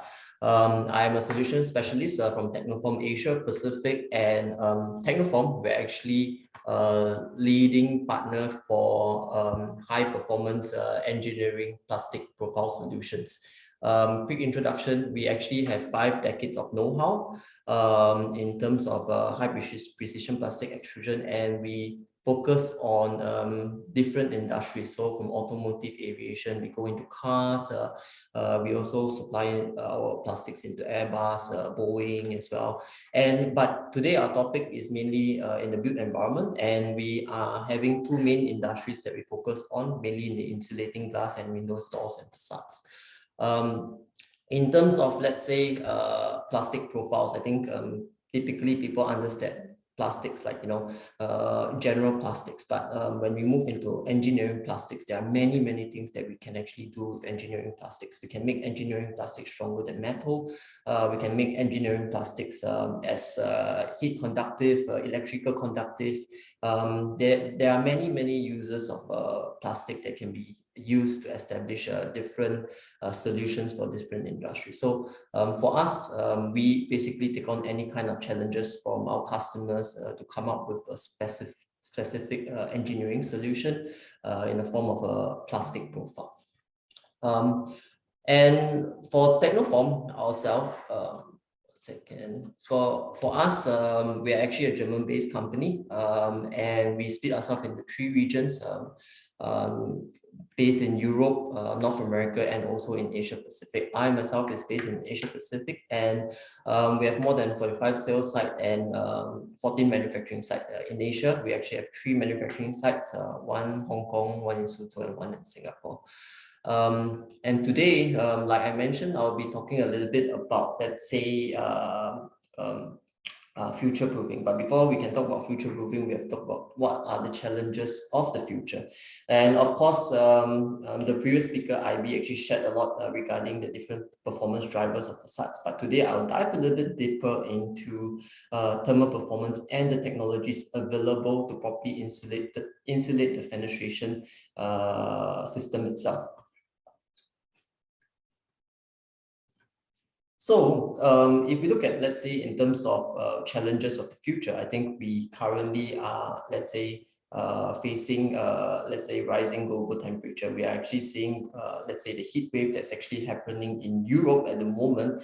I think UK is hitting 3 consecutive days of record high temperatures. I think Ivy probably could tell us later. And of course, even in South Europe, in Portugal, there's actually a drought. I think even in Singapore, we actually faced in the month of June, the highest temperature recorded in the past more than 10 years. So with this, I think this is just telling us that climate change is actually happening and we must do something about it. So in terms of facade, we need to start thinking about how to effectively reduce the heat gain coming in through the buildings itself. Number 2 is, I think, let's say all the different government agencies are actually having a lot of global carbon emission targets relating to COP targets, and they're actually setting up different targets within different industries. For example, mobility, whereby, let's say, electric cars are, let's say, the trend moving forward. Similarly, built environment, there's also targets that are being met, more tighter, more stringent building energy codes are going to be implemented through the years to 2030, even to 2050. There are also introduction of different kinds of buildings. We are talking about super low energy building, net zero energy building. So these new constructions are going to be the trends of the future. And of course, I think currently we are also facing everywhere expanding energy crisis. I think what we see in terms of the geopolitical situation around the world, and ultimately is impacting, let's say, the cost of energy. And we know that, let's say, building itself consumes about 40% energy itself. So what more should we do than start working on the building to ensure that the energy consumption gets reduced? So if you look directly into Singapore, so I'm from Singapore, so I have a little bit more data from Singapore. I'll share a little bit also in Indonesia. That in terms of total energy consumption in Singapore, if you try to break them down, generally building contributes about 31% of total energy consumption. And if we add the household elements, I think generally we are looking at about 49% of all energy consumption of Singapore. So like we mentioned, 40% globally energy consumption is coming through buildings. And envelope heat gain itself actually contributes about 7% of the Singapore total energy consumption. I think if you look into the total energy consumption of a building, if you can see my mouse here, what we have here is that the energy consumption of building is broken down into cooling, office equipment, transportation, ventilation and lighting. And cooling itself contributes about 52% of energy consumption. And I looked up in Indonesia, I think generally HVAC accounts for about 47 to 65% of total building energy consumption across different building types, hotels, commercial, residential. So different building types have a different dynamics in terms of energy consumption, but nevertheless, it is still a very, let's say, high contribution to the energy consumption. Now, if we look into the cooling load component, I think it's actually split into different parts, whereby infiltration, envelope heat gain, lights, equipment, and occupants. And in Singapore, 31% of our cooling load contributes is actually contributed by building envelope heat gain itself. Referring to, let's say, a typical building in Jakarta, I would say that typically 63% of heat gain is attributed through the office building envelope itself. So there's actually a big gap between Singapore and Indonesia. I have an analysis a little bit later, and I can share my opinion. But I'll basically, what we can see here is nevertheless there's a big potential whereby we can work on the building envelope to actually improve the energy consumption of a building, reduce the carbon emission, and let's say create a more sustainable environment for everyone. Now, in order for us to really start to look at improving the heat gain through the building envelope, we need to understand where is the heat gain coming from. So this is a nice picture of Singapore Marina Bay Sands, and probably this office that I took the picture from is a grade A commercial building, but you think it's well designed, well catered for, properly budgeted. So the systems, facade systems are going to be great.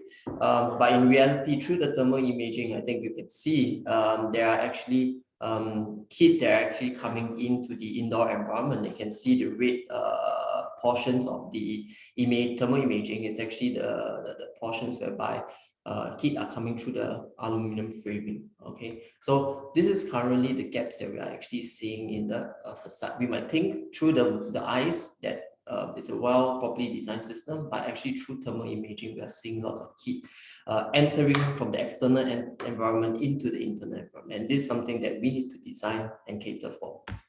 Now, before I go, let's say more into it, I think first I go to a little bit more into the foundation. So we are talking about thermal performance of fenestration system in the tropics. So in terms of, let's say, thermal performance of fenestration system, I think well known, you probably know the U value and also the SHGC.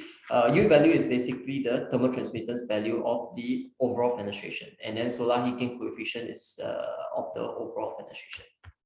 Now, these two performance indicators are actually comprised of different components. One is actually coming from the glass. This is the first component of, or a big component in terms of fenestration system. Two is actually the framing. So wherever there's a glass, as you can see in Andreas' presentation, there is always a framing. It can be aluminum, it can be steel, and of course, also there's the edge of the glass. Edge of the glass is actually the interaction between the framing and the glass, and this is actually also creating certain thermal transmittance. Yeah. And generally, I would say that in terms of contribution from thermal performance, glazing contributes about 50–60%, depending on the dimension of the facade system or window system, and the framing contributes about 35–45%, and also edge of the glass contributes about 5–10%. Okay, and I think generally everybody is quite familiar with, let's say, the U value and how U value is actually, let's say, gotten. I think what today I want to share a little bit more in terms of solar heat gain, because Singapore, Jakarta, we are actually more located in the tropical region, and solar heat gain coefficient is actually a very important factor that tropical climate should really start considering this parameter or this performance indicator. So generally, in terms of solar heat gain through a fenestration, I think what solar heat gain coefficient is actually basically an indication of the amount of incident solar radiation that ends up into the internal building as thermal heat. And generally, we are looking at a ratio of 0–1. Okay, of course, the lower the better. So basically, you are able to block more heat, more unwanted heat going into the indoor environment. However, there's a common misconception. The common misconception among industry people is that they commonly think that solar heat gain is only commonly used in the glazing because it's a transparent material, whereby basically incident radiation is then transmitted to the indoor. However, in reality, okay, opaque materials such as framing itself also have a transmitted solar radiation as well. So basically, they are being absorbed and then re-radiated and released into the indoor environment, as we can see in this arrow here, whereby it's actually entering as a secondary heat gain. So unlike what we commonly understand, solar heat gain is also contributed by both glass and frame. And in terms of solar heat gain through frame, there are also calculation methods whereby ISO 15099 and FRC 200 actually stipulate. So basically, this is the formula. I won't go too deep into it. Next, I would also like to go into, let's say, a heat gain mechanism through the cross-section of an uninsulated curtain wall system. So generally, we have an outdoor environment here and an indoor environment here.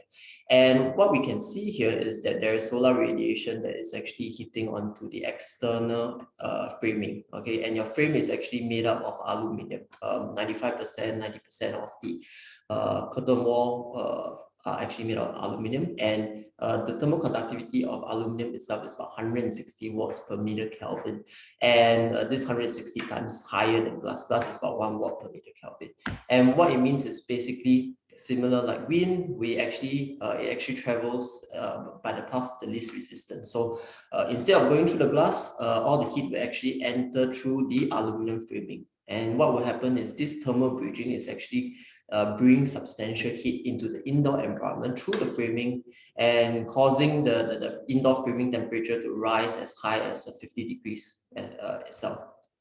So the problem here we're actually seeing is actually significant heat gain is coming into the aluminum frame, coming into the building through the aluminum frame. And of course, naturally, there is actually building energy inefficiency. Air conditioning has to work harder to compensate for the heat gain coming in. And ultimately, there's also creating a lot of discomfort to building occupants. Imagine, just a touch of a hand on the frame, you feel 50 degrees. That's something that's not wanted.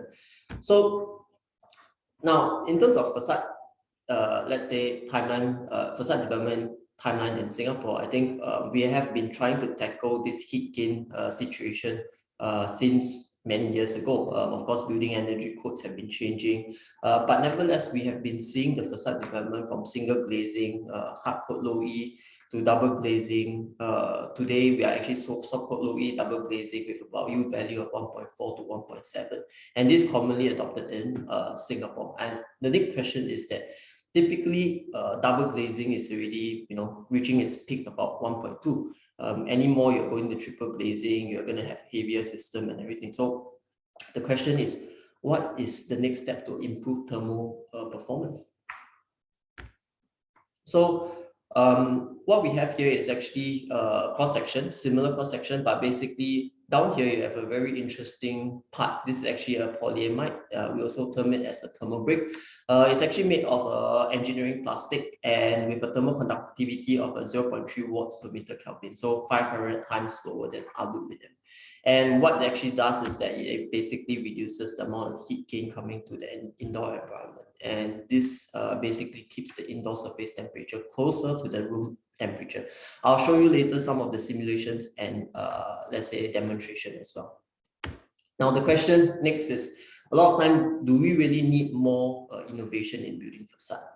I think now there are definitely ways and definitely needs for, let's say, building facade to continue to innovate. But I think what we must start looking at is actually there are already a lot of proven technologies available today. And these proven technologies are actually being used in other parts of the world, not typically in the tropical region, but they are also used in, for example, in Europe, America, in China. So these are places whereby proven technologies have been used. And in the case of, let's say, thermal bricks, it has been used more widely more than 50 years ago, and it's established as a good insulation solution for facades itself. And on top of that, there is also warm-edge spaces which is typically used in insulating glass, established more than 2 decades ago. So there are actually, let's say, there doesn't have to be there's a super innovative solution. There are already proven solutions that are not adopted today in our region, and these are something that we need to start evaluating and need to start discussing on whether we can use this technology to help improve the facade performance. Of course, there are also other available solutions such as, let's say, inert gas in glazing, dynamic glazing, electrochromic, photochromic, triple glazing, maybe not so much for Southeast Asia, but there are technologies that are constantly innovating, and we can constantly keep an eye out for as well. Now, today, I think what I will also zoom in specifically is actually 2 proven facade technologies. One is actually the thermal brick technology, and the second one is actually the warm-edge spacer.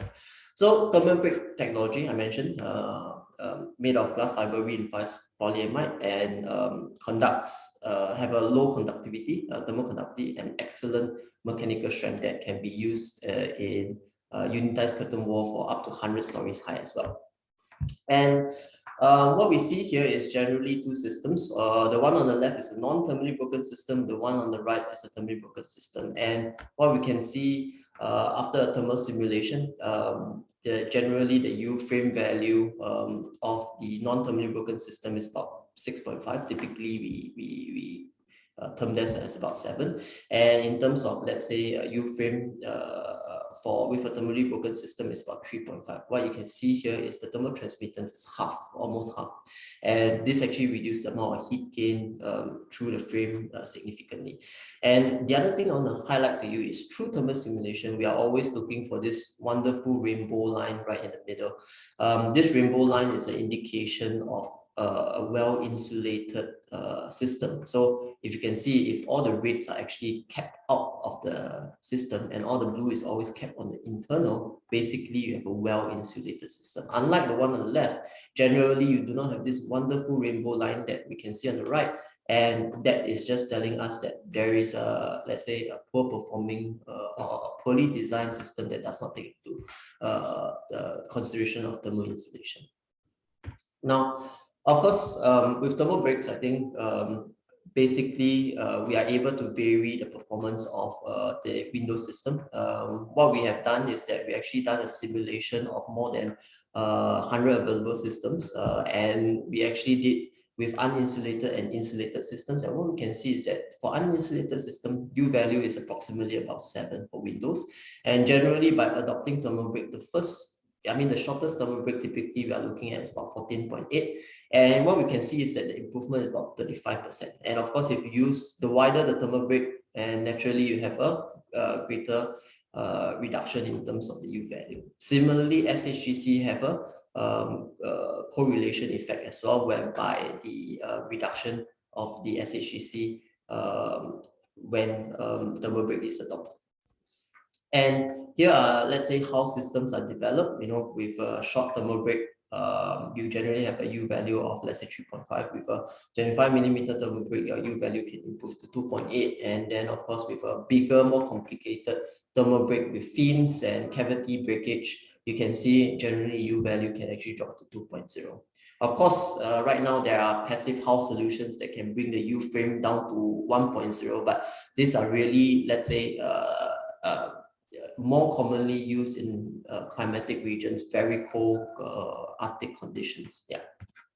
Now, then we also have, let's say, curtain wall system. So generally, I would say that through simulation, the framing of the curtain wall system about 15 watts per meter square Kelvin. And by adopting thermal break, generally the improvement of U frame and SHGC about 60 to 80%. So all these actually are done through simulation itself. In fact, we moved beyond simulation. We also did some test bedding to demonstrate, let's say, thermal break insulation technology. This was an experiment done in Singapore, installation of a panel with window framings on a west-facing facade. Generally, these are thermally broken profiles and aluminum profiles placed on a panel on a west-facing facade. And what we can see here is that using different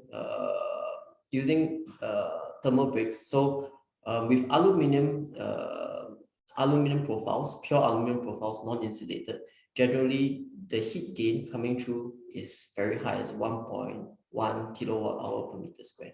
And by using thermal break, we are able to reduce the amount of heat gain coming in through the framing itself.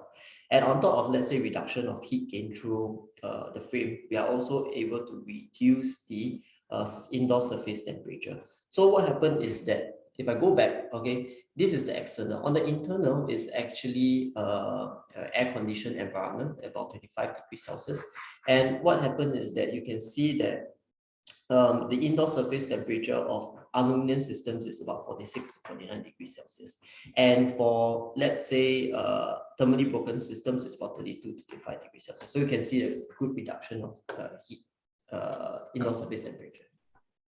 Amos, we are left with 5 minutes. Sorry. No worries. Okay, so I'll speed up a little bit. Yeah. Sure. Okay, so I'll just jump.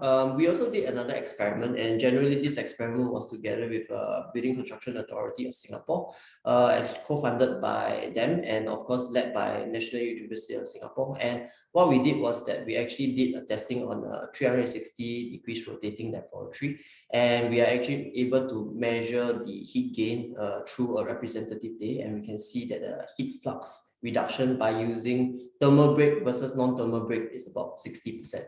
And of course, that was just one representative day. And what we can see here is that generally we try to do annualization in terms of the performance, and we can see that there is a 43% reduction of heat gain through the facade over the whole year itself. So I think this is also to prove that through simulation, you are also able to reduce that 30 to 50%. Even in real life test bedding, you can see heat gain reduction is actually about 40% through annualization. And this is a live test bedding done on a rotating laboratory. So what happened was that the rotating laboratory installed the facade system for 2 months, and every 2 weeks they were actually changing the orientation.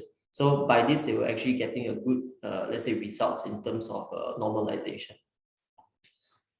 Next, we also did, based on the test bedding, we actually did a calculation in terms of energy saving. And generally, we can see that with the installation of a thermal break, and the incremental cost of thermal break generally is not so high. Typically, it's about 5 to 10%. And what we can see is that the return on investment of, let's say, thermal break is about 3.89. I think previously, what's interesting is actually I have this slide for about, let's say, 1 year, and through this 1 year, I've been seeing this number change. So initially it was close to 5, but because of the rising prices in energy and electricity in Singapore, generally now I can see the return on investment going down to 4. So I think this is about hindsight that developers, designers, and also consultants, that we need to start to push that, at the end of the day, limited resources are in the world, there are limited resources in terms of energy and everything. So what we need to do is that we need to start to design right, so that we don't have to feel the wrath of what we designed 20, 30 years later. Now, the next technology that I'll touch on is also it's actually the thermal H-bond solutions for the insulating glass. Typically, double glazing actually requires the use of a spacer, and a traditional spacer is made out of aluminum. Similarly, aluminum is 160 meter Kelvin, and for Technoform, we actually have a co-extruded hybrid warm-edge spacer, which is actually made of polypropylene and stainless steel. And generally, what we are able to do is that we are able to improve the equivalent thermal conductivity by 10-20%, 10-20 times itself.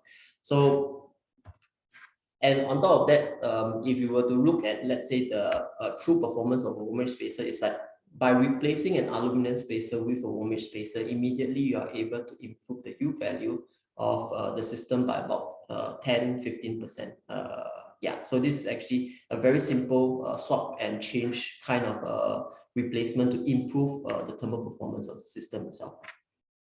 Now, okay, so I've talked about technology. I think I also just want to have a short emphasis in terms of durability and lifetime. I think this is actually very critical. Generally, buildings are designed are built and designed for maybe 50, 100 years before they are torn down. In Asia, unfortunately, it's shorter. But of course, the trend is that we are moving to longer lifetime. And this means facade have to start to be more durable. For Technoform, in terms of our product, we actually have all these solutions meeting global standards from American to European standards as well, ASTM, AMA, EN, and generally for thermal bricks, we have standards for thermal barrier and also for warm-edge spaces as well.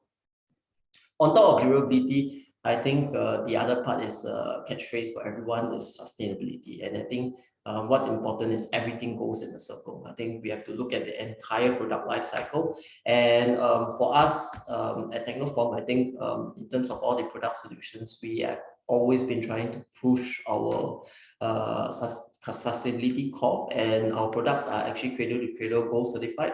And also Passive House certified for the warm-edge Singapore Green Building product certified as well. And we are also listed in the super low energy building database for Singapore for both solutions as well. Now, to summarize, generally, I have 4 key takeaways. Commercial facades are typically using high performance glazings, but there is actually still significant heat gain that's coming through the aluminum frames and edge of glazing. Number 2 is there are actually existing and proven technologies in the market, and we can actually tap on this to design high performance facade. On top of that, durability and lifetime performance are always an important factor when designing for facade. So always look for materials that give you the kind of, let's say, proven lifetime and durability assurance. And of course, let's say, I hope with all this that I mentioned, I think high performance facade are actually key towards future proofing our buildings. So yeah, we need to design for high performance facade for future proofing. I'll just run through very quickly. These are some of our partners and project references. These are different window fabricators and facade fabricators that we work with. So some of these names you're probably very familiar with. And also some of the glass companies that we work with as well globally. Some project reference, Beijing Citic Tower, LEED Gold certified, tall building, triple glaze, unitized curtain wall system. Taikang Tower, Beijing, amazing 17 meters tall insulating glass using our Technoform warm spaces itself. Got a Guinness World Record under North Glass. Opus Dubai, very nice A-class energy rated building with very beautiful curvatures. So basically we had to work with the fabricators to come up with special curvatures, special way to deal with the curvatures while ensuring thermal optimized solutions. Yeah. Then closer to home, we have Thailand. You see residential buildings that are already using, let's say, thermal break solutions as well. In Singapore, Holiday Inn Express hotels that are using. And what's interesting is that this is actually a project that's about 7-8 years ago. And in fact, the developer came back to us and said that actually the return investment for hotels are actually faster, 3 years, because air conditioning for hotels have to be on 24/7. So the return on investments is actually faster for hotels itself. And finally, our recent project, PSA Tuasport Terminal. This is actually a super low energy building under the Tuasport itself, and it's adopting both SLEV Smart Hub technology of warmage and thermal break. So I think that's all for my side. I hope I didn't go too fast. Yeah. Thank you. Good. Thank you so much, Amos. We will go straight to Q&A session. Let me scroll up to some of the questions. Maybe we'll start with Andreas. Okay, this question is actually coming from a colleague of mine, Pak Ferry. So, hi Andreas, thank you for sharing the Marvelous Facade project. How to overcome the spontaneous tempered glass breakage triggered by NIS on complex facade structures in your projects? Yeah, good question. I already answered it also in written here. No? So nickel sulfide in the end is something that you can control. No? So to a certain degree at least. So in the end, the question is the investor or the client of the building, is he ready to invest in high quality raw material, raw glass first, where the nickel sulfide content is kept to a minimal, A. B, does he use then a glass processor that is following certain procedures, meaning the tempering procedures, which is also again then reducing the risk of spontaneous glass breakage, meaning the duration and temperature of the tempering process and so on. And C, to have then a good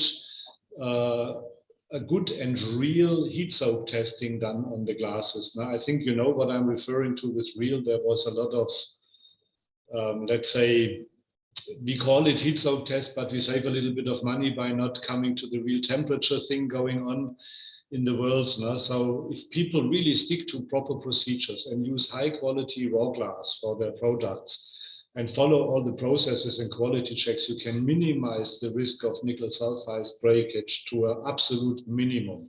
And when we source the glass from our own Sele Group internal sources like SEDAC or Sunglass, we can be very sure that no such thing will happen on site, and it doesn't. Now, so it's a question of the readiness of the investor to invest in high quality goods in the end. Yeah, there's no other way to do it, I guess. Yeah.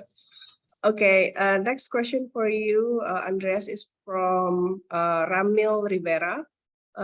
His question is, can we introduce an openable panel as a smoke exhaust, just in case there's a fire? Absolutely. This is standard in many grid shells all over the world.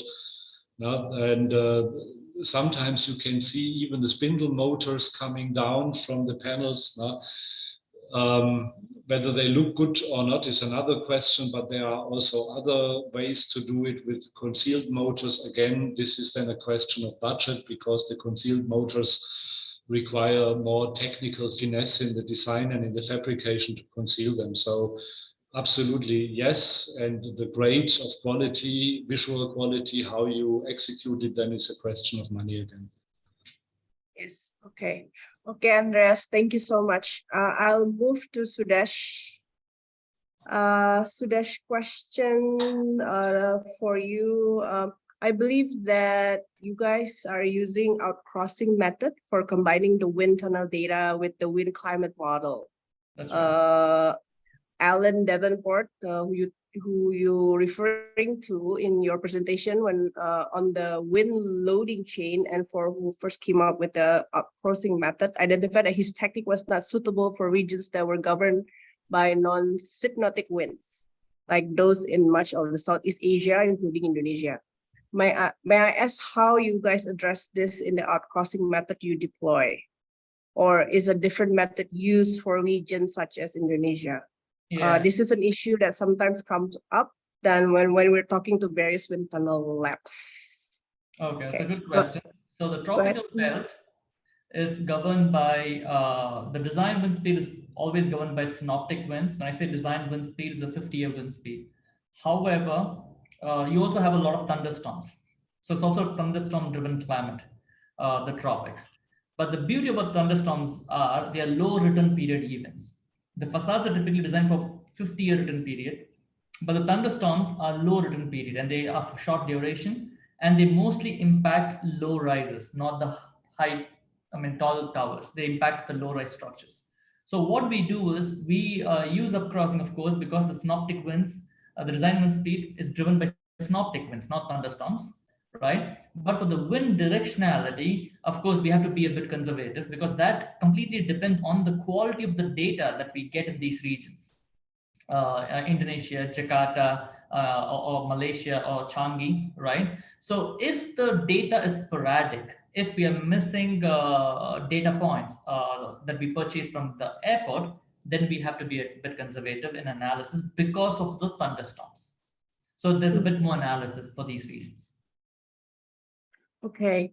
Another question for you is from Edwin Agustin. Why is the wind tunnel result diverse from different wind tunnel companies? Okay, that's a very good Does question. it make sense? The reason is, in fact, the Council on Tall Buildings and Urban Habitat, CTBUH, I think was it 2 years ago, to address this very question, released a guideline. I think it's chapters 4 and 5 for wind tunnel testing guideline. This is to enable engineers, developers, and architects to understand the different steps that are there in wind tunnel testing. And as long as you follow the same steps, the result should be the same. In fact, most of the wind tunnels around the world are designed to simulate wind at a particular model scale, typically 1 to 400. If you have a 40-story building, square shaped building, you test in any wind tunnel, the raw data that you get should be the same. But theoretically, but actually, because of the way different laboratories do it, there are differences. One of the main differences is the number of pressure sensors. So if you recall in my presentation, I said we can test up to 1,000 plus sensors. And for a typical 30-40 story building, you need 500 to 600 pressure sensors. If you reduce the number of pressure sensors, say for example, one laboratory does 200 to 300. So which means they have to make guesses as to what the pressure would be at a particular corner or edge. And guess means the results are conservative, right? So there are differences in results. And of course, in the wind climate integration techniques that they adopt. Those are the 2 reasons. Okay, thank you for that. I'll move on to Ivy. Hi, Ivy. Ivy, the questions are, what are the methods for retrofitting of cladding to update the building to the new fire codes? Oh, okay. So the first thing will be to understand what is actually there. So there is usually a first phase of digging. What is in the as-built? Can you find anything? Depending on how old the building is or how well the construction data was kept. Sometimes you find a whole lot of information, sometimes you find nothing. And so that is really your starting point to understand what is actually there, and investigating, each of the materials to understand how far away, that building is from the current fire codes. And you would usually end up, even when you have the data of what was built, it's always beneficial to have some open up works where you go and do a proper site investigation, take out a few panels, do some, dismantling in a small area just to understand what is on the paper. Does it really match what was built? Because, many times it doesn't quite match, what was built. So you need to go back in there to understand what was there, what is there, what can be kept, what cannot be reused. And that would then inform your decision as to the level of, retrofit that you're going to put in. So we have cases where buildings have had to be stripped back, down to the base build. So it's basically the aluminum framing were kept in place. So if you're looking at rain screen system, for example, the aluminum framing was kept in place. So what was then taken out was the actual maybe ACM panel and the insulation, which was PIR or PUR type insulation. But we've also have situations where if it's a sort of light steel frame construction where you have a cement board in front of it, we've had cases where, up to the cement board can be taken out. So it really depends on what is there. So once that is identified, it then goes into a process of basically redesigning, if you know what is being kept, and also thinking about access. And I think the main challenge is bearing in fact that a lot of these buildings are actually live buildings. They're not empty sites, they're people's homes. So that is an added complexity. So it's the construction process also needs to look at that in the sequencing of how you create the least amount of disruption to the people who are living there, because suddenly somebody doesn't have any daylight because you have scaffolding and a mesh around the scaffolding in front of somebody's house, so you can't open your windows. And you can imagine if the temperature is very hot, you can't even open your windows for ventilation because there's a builder outside drilling stuff. So those are the sort of considerations that impact what needs to be done. In the UK, what we typically do is everybody is involved. So it's your proposal for replacement. The architect is back on board, the main contractor, whoever it is, the subcontractor to do the remedial work, the access strategy to get to the facades. The London Fire Brigade, the building control, we basically have to take it through the fire engineer. Everybody has to sign off, that level of work, that, okay, this is what was built initially, this is how we're rectifying that. So all that hoops need to be, you need to go over all those hoops. So it's very sensitive, and it just needs to be treated with that level of detail.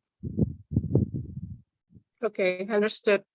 I'll move to Amos now. Okay, so Amos, the question's coming from Edwin Agustin.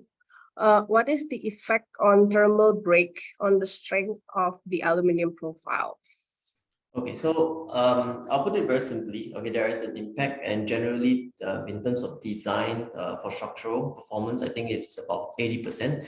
But in details, there's actually a need to do, let's say, a structural calculation through the moment of inertia of the aluminum profile itself. And of course, there are also a lot of testing methods regarding the structural, let's say, structural performance of the assembled aluminum thermally broken profiles. So, for example, there are standards that actually take care of the shear strength and also the tensile strength.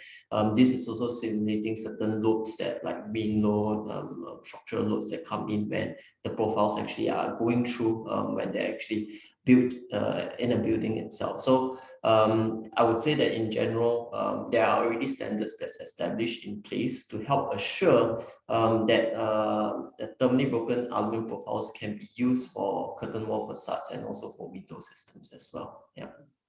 Okay, great. Second question for you, Amos. This is from Pak Wawan Kusuma Satriawan. Thank you for the innovation for curtain wall. The question is, could we collect solar energy on curtain wall glass?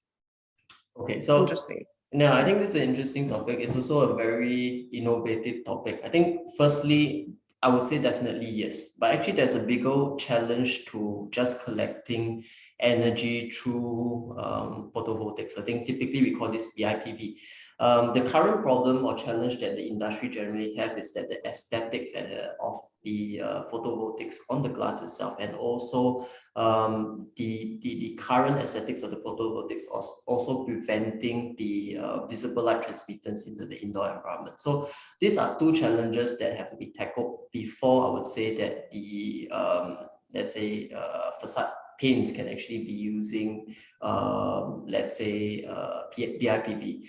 Of course, what we have also seen is currently there are also new technologies whereby they're actually bringing transparent BIPVs that are more or less translucent through very small solar cell dots that actually collect this energy, and then they are actually retransmitted to let's say energy battery and things like that. So we are seeing, let's say, the BIPV technology itself improving and dealing with the challenges that typically we don't want to see on our facade. So I think in the closer future, we'll be seeing more of these technologies. At the moment, I think there are some. I'm not sure of who are, let's say, pricier or not pricier, but in general, there are already some more innovative companies that already came up with, let's say, translucent solar cells itself. Okay, thank you for that, Amos. I have one final question to close off our Q&A round. This is for any of the speakers to share your thinking, your thoughts. The question is about integrating applications, code, and glass materials, which is suitable, construction safety, and market applicable. Also industries related as well, is everything in one.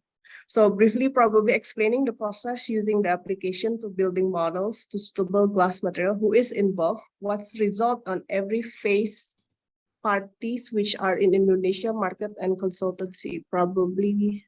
So I'm trying to find the questions here actually.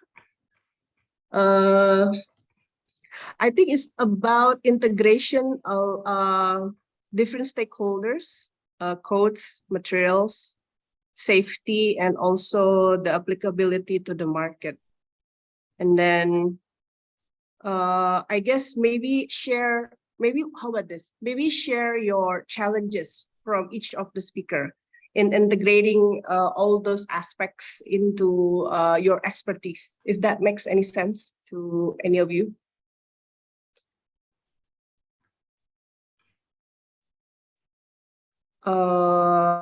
There's like any process involved. For example, in Andreas, you create that beautiful curve and you share about the constructability of it. But then while you're doing all that, you need to comply to a set of codes that is different from the codes that's in Germany, for example. Cool. So how do you balance all of that? Working with SOM, a US-based company, you manufacture your glass in Germany, and then you have to ship everything over to the US to assemble it. Basically, what are the challenges? Sure. I mean, like this, it would become then a question about the usage of codes. I mean, that's certainly challenging. So what we normally do, we are engineering to European codes, and then we are cooperating with local structural engineers for the endorsement of our engineering again, which means the local structural engineers, they make sure that what we are calculating there is to the minimum applicable also or fulfilling the local code requirements. So we always have to dance on two weddings at the same time. So, but that's a standard process here. But when we look at this question now from a stakeholder point of view and how to bring all these stakeholders together in one project to make sure that the result is the best possible result, I'm always coming back to the client there. For me, the key is always the client and his commitment to his project. Because you can do that on a high level, and then again, there is a certain cost involved, or you can just try to get away cheap somehow. which then always leads to conflicts between certain stakeholders and their interests, and it will never come out with a real good result at the end. So the key of each project is the client and his own commitment to his project. Yeah, I think that makes sense. I think for Sudesh, the same school of thoughts apply. You're doing the you have a lab testing, but then the set of regulations should come from the client, I guess. And then you will test toward that or some international standard that applicable to the building or the environment, the region where the project is located.